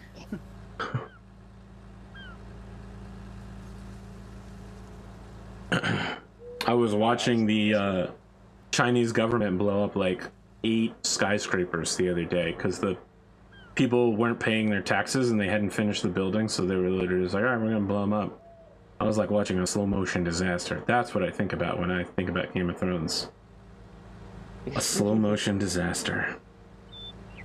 Yeah, I feel kind of sorry in a way for their author trying to revive his book series. Yeah, he's definitely just fucking quit at this point.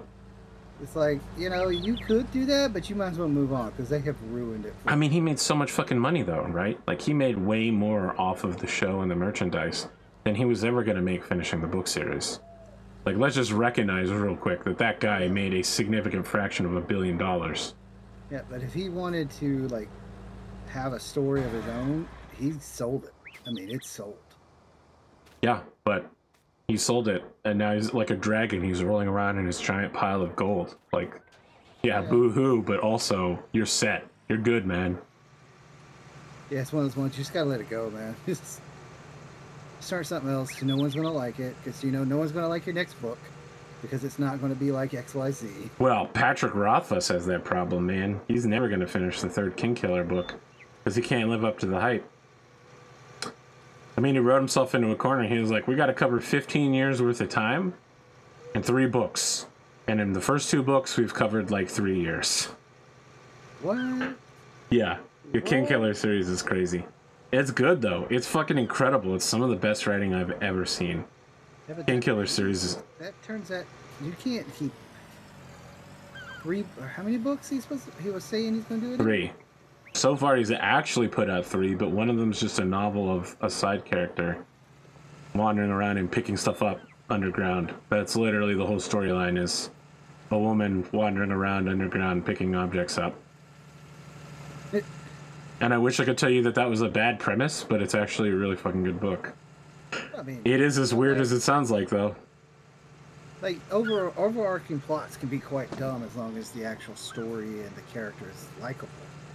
But if you built up this whole thing about being an amazing story of this great kingdom, and all you ever write is about this one dude's bakery shop, you may still have a great book, but no one's going to be happy about it.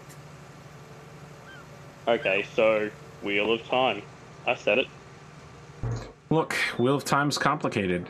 You have to recognize that Robert Jordan and his wife, as they wrote Wheel of Time, were into some weird sex shit, and they included it in the fucking novel, and it was uncomfortable and weird. Some of the characters are better than others. It's clear that Robert Jordan ran out of things to do beyond saying, Nynaeve tugs her braid. In fact, any woman ever will tug at their braid whenever they're annoyed. Sometimes it's long and boring, and it literally has over 1,000 characters. And at some point, he decided to include the words power level. That said, when it is good, it's fucking amazing. Yeah, I was reading it as a kid, and I just stopped, because I was just like, I don't get it. It's worth finishing. It's actually fucking... When it's good, it's like professional wrestling. When it's good, it's unbelievably good. Some of the characters are better than others. Honestly, Rand al'Thor, despite sharing a name with Rand, Arthur. How full are you? Because I'm at 98%, 99%. I'm totally full. You gotta stop. Pull your hoppers in. It automatically does. Get your pipes out of me. Yeah, get your pipes out. I'm doing real shit here. What are we doing? Canola? Girl, put your canola on. Pork green elevator. So, knowing what the Wheel of Time series, its flaws and everything. When it's good, it is fucking amazing. Matt Cawthon is a great character. So is Perrin. Fale. All, like, their stories are really fucking good. When they're good, they're great. But, like, Rand's harem story is weird as shit. Literally anything involving the Forsaken, they're either really great bad guys that you're like, ooh, I love to hate them, or they're like, oh, we're weird sex people. We just love doing weird sex stuff. And I'm like, yeah, but what does weird sex stuff mean? And they're like, we love torturing people for all eternity and turning them into furniture. And I'm like, yep, that's too weird for me, man. Like, it's not like I'm a prude, but like, that's weird, Grendel. Like, fucking holy shit. You wrote this at a time that was far more prudish than today. I don't know. It was weird. Now, I'll say this. Robert Jordan, of course, died and left the ending to Brandon Sanderson, and I think Sanderson nailed it. Because I honestly feel that Sanderson he has his flaws, but he is one of the best, probably the best author in fiction right now that I read regularly. He also puts out content like crazy.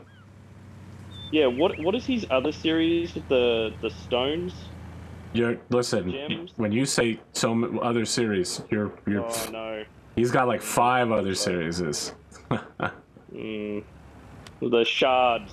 Oh, you're talking about, okay, so that's the series that is the meta series. It's the one that connects all of his other Cosmere works, and you're talking about the Stormlight Archives, where well, I don't want to spoil too much about what shards actually are, but anyway, like, he's been writing for about 10 years, and all of his other anything that says it's Cosmere all come together in that series. So that series is like his Avengers moment. You know what I mean? Yeah. That's where all the other characters collide, and the way that the universe works is slowly starting to be revealed and make sense. He's also got Alcatraz and the Evil Librarians, which is technically a children's series, but it kicks fucking ass. Oh, am I too far forward? What else does he have? He has a bunch of not Cosmere canon stuff like Legion, which is the story about a guy who has dissociative identity disorder, but all of his other personalities he can see and interact with them physically, even if they can't interact with the real world.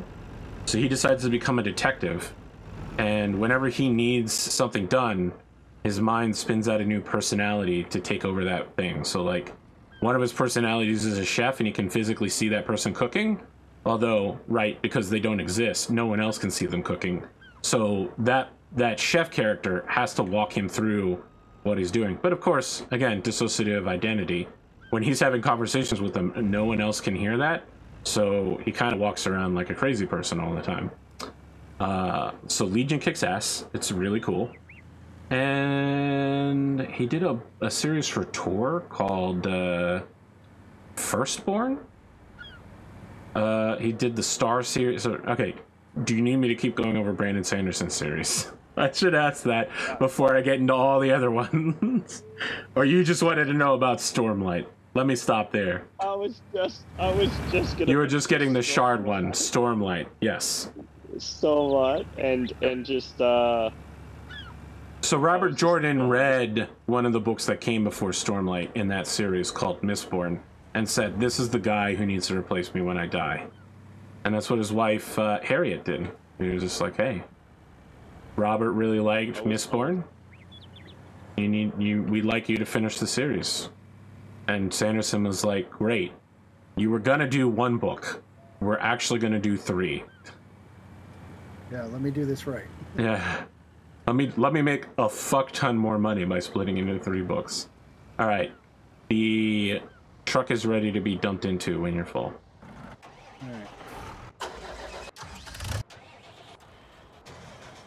All right. Well, yes. The reason I was going this way was just to be, well, first off, like, what a great job he did. He did an amazing job. Like, Wheel of Time TV series coming. Yeah, so... How much is it going to get, I mean, it's made by Amazon, so it's going to be 50 billion times overhyped, right? Yeah. Yeah. Because they have so much platforms to hype it on. Yep. I mean, look, it's going to be really tough to do a Wheel of Time series without all the weird sex stuff in it, since it's literally like half of the story. And God, I hate to say it, but there are some key story plots related to that. So to write it out would be tough. That said, I don't actually want to see them on screen. I want to see like the cool weaving stuff and like some of the high political thriller, and also just Matt Cawthon being like, "Oh man, you know what I like? Boobs." And everyone being like, "Shut the fuck up, Matt." And he's like, "Oh shit, I just won another war, guys. Like, not even a battle. I just won a war accidentally. Man, you know what I would love? Boobs." That's Matt's whole story. That's his story. Pretty much. Oh, like the end is literally Matt going, "You know what? This tiny woman is not going to be my wife. You know what I like? Boobs." He does that for like 5 books, and then in the end he's like, "Ah, shit, I thought she wasn't going to be my wife, but actually, even though she doesn't have boobs, I love her." And I'm like, "What happened to you, Matt? I thought you were on the boobs train. I thought you were one of us, buddy." Yeah. He spends books and books talking about it, and in the end he's just like, "You know what, Tuan? I love you." And I'm like, "No, Matt! Come back to us! It's no choice. You were the chosen one!" Instead, you joined them. You could say it was fate, because he was literally fated to marry her, but that's fine.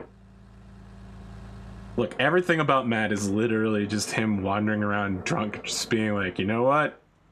I'll just get drunk and have sex with women all the time." It's fucking so weird. Because his best friend Perrin is literally like, you know what? We should just live in harmony with nature. And someone's like, you know what? I don't like that. And Perrin's like, I don't care. Goodbye. Okay. Yeah, just okay. Someone's like, what are you gonna do, Perrin? What are you gonna do? You don't have any magical powers. And he's like, I don't know. I guess I'll turn into a wolf and rewrite my reality with my brain. And they're like, what? You can't do that. And he's like, what do you mean? I already did. Look around you. The Dreamweave is now mine. Yeah, when they started getting all their powers in the books, that was like the book before I quit. But it was just Oh my much God. fun listening to all No, the no. crazy shenanigans. Listen, in the final book, Egwene is like the most powerful channeler in the entire world, and she's just like, oh right, I've set about this powerful spell.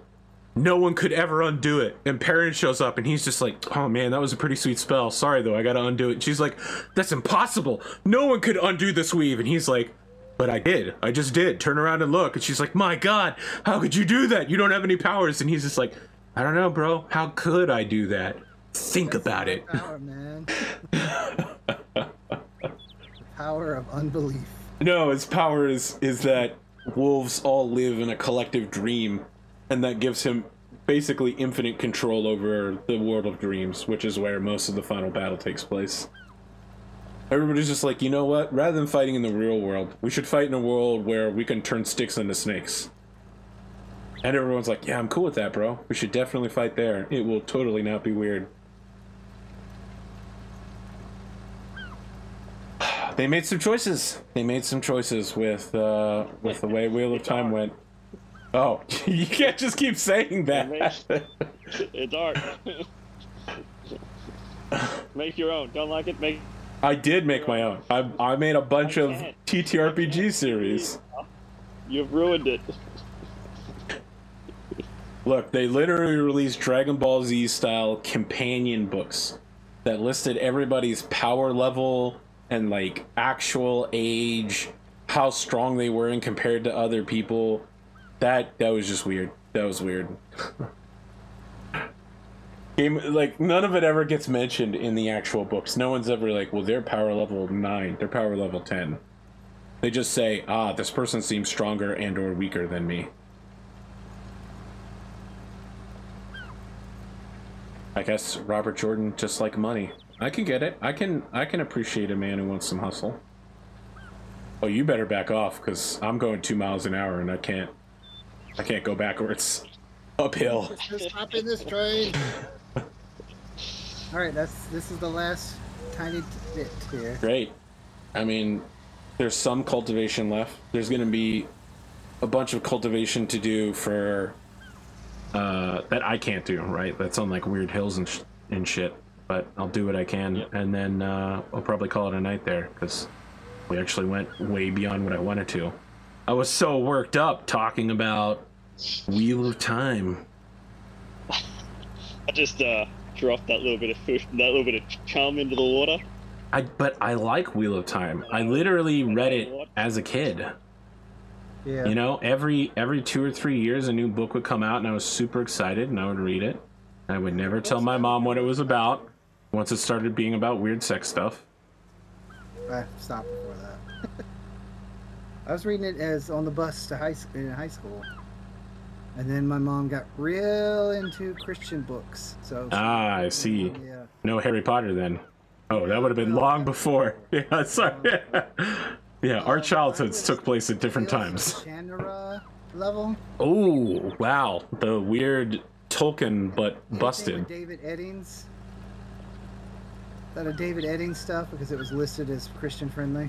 Man, Shannara got fucking weird though. But wait, Shannara was listed as Christian friendly? No, the David Eddings. Oh, I was gonna say it literally has witches and. I got before the ban my mom imposed. That series got fucking weird, dude. It got so weird. I stopped after 2 books with it. I just didn't like the characters. 2 books? Man, there's like fucking 20 books. I know there's a lot, because, I mean, I've saw the shelves, but I was only up, by the time I was able to get to a bookstore, because I lived out in the farm. Yeah, pork grain elevator.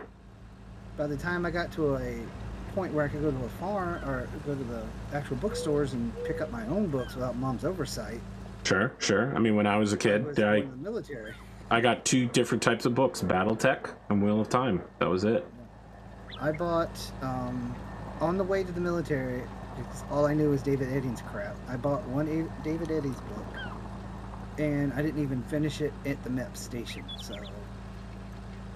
I still haven't finished that book. I threw it away. I was just like, nah, this was garbage. I've read Titanicus, the Dan Abnett book about the Titans at 40K on one random planet.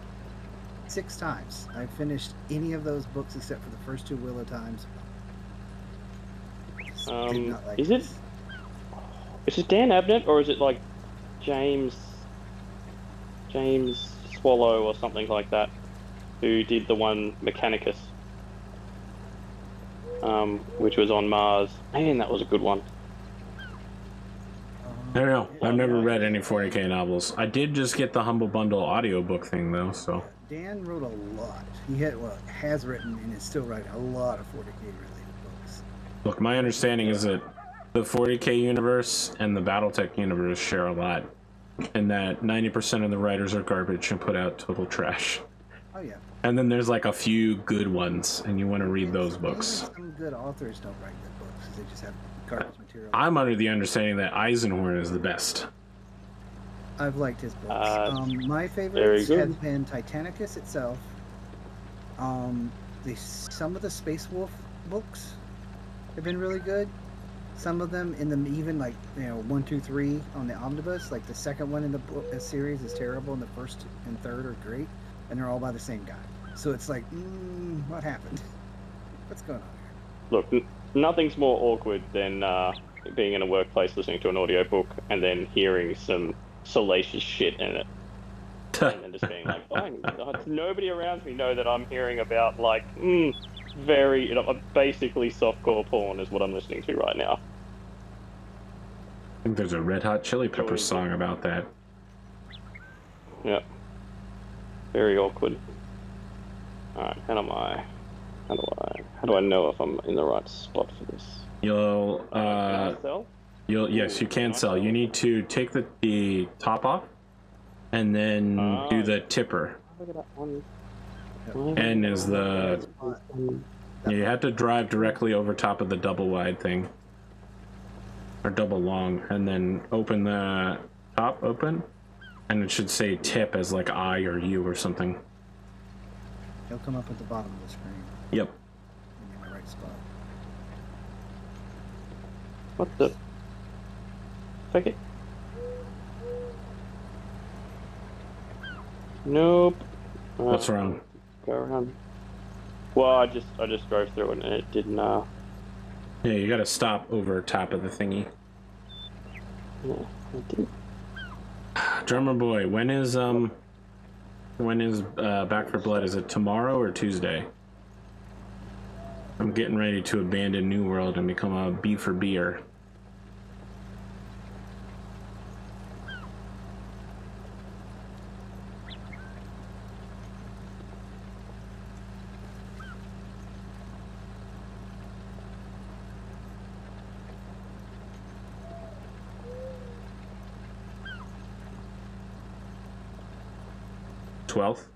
Okay, that's Tuesday. Alright. I'm ready to play the cards again. Learn the storyline. Play Hoffman 100%. Never play anything else. His power is so good.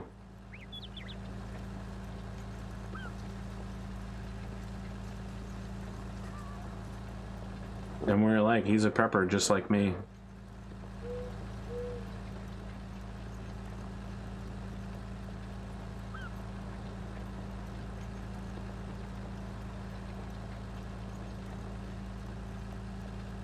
Round 2. Did you get it? Well, no, I'm just lining it up now. Because it's I realized the first compartment is empty. Okay. So it's only the second compartment that actually has stuff in it. Oh. If that's true, then you'll have to. I think it's the U key to change. Yeah, you change the tip. You tip it so that the back side is the active one. Ah, this is why. There we Yeah, go. it's a little weird first time you do it. Yep, it's a double container. Yeah, it's a big boy. I think it's Ah, done. Just a shabby 18,000. Well, I gotta tell you, we went from 40,000 to 231,000, so that's pretty fucking good. For us, especially. Ha. I think we got one more run before we need to re-lime. Let me check that now that I've said that. I think it's only still that one spot in the middle. No, we do need to lime, so that's a problem for next week, though. That's suffering we can inflict on next week's Arthur and crew. That's a problem for future. Note to me. Ha! The problems of the future today.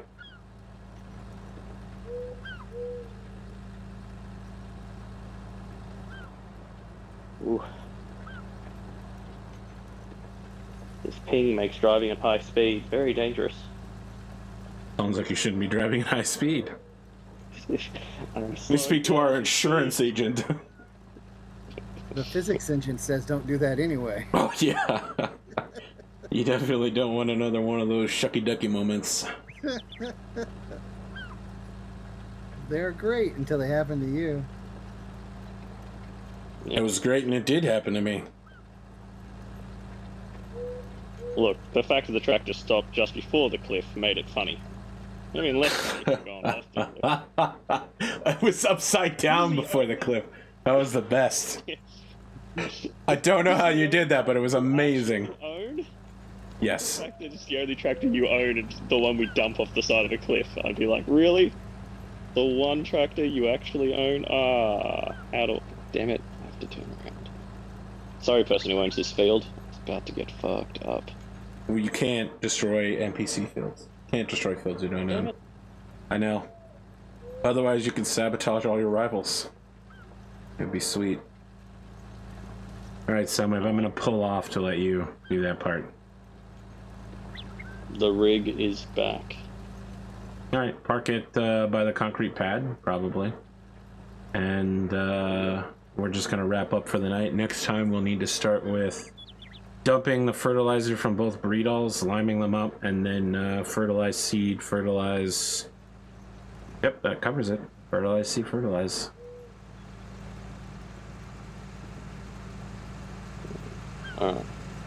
Yep. Ooh, we did it, Soundwave. We actually did it. We managed to cut all of it. Sick.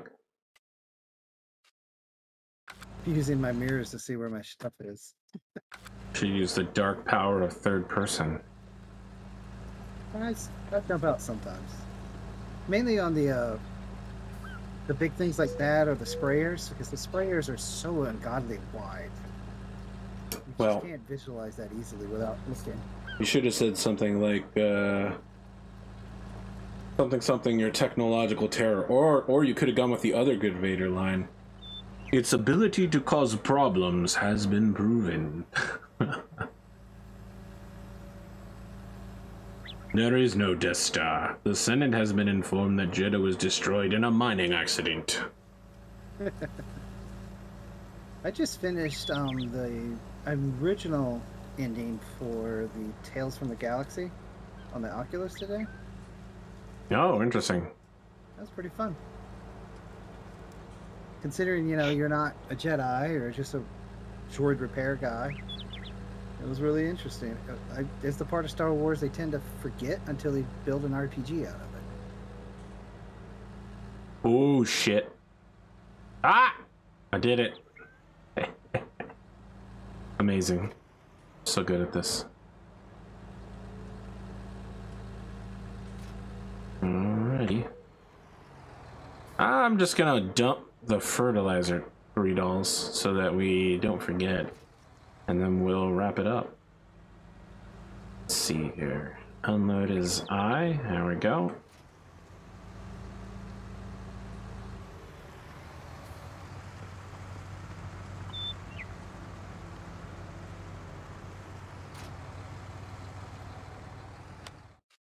Save the server. Yep.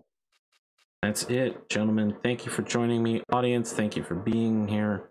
Friends at home, we will return next week. I think I should be back from New York City in time. If not, blame it on the Henny. I don't drink Hennessy, so don't blame it on the Henny. You could blame it on the alcohol, but you shouldn't, because I won't be drinking alcohol. I'll just be in New York.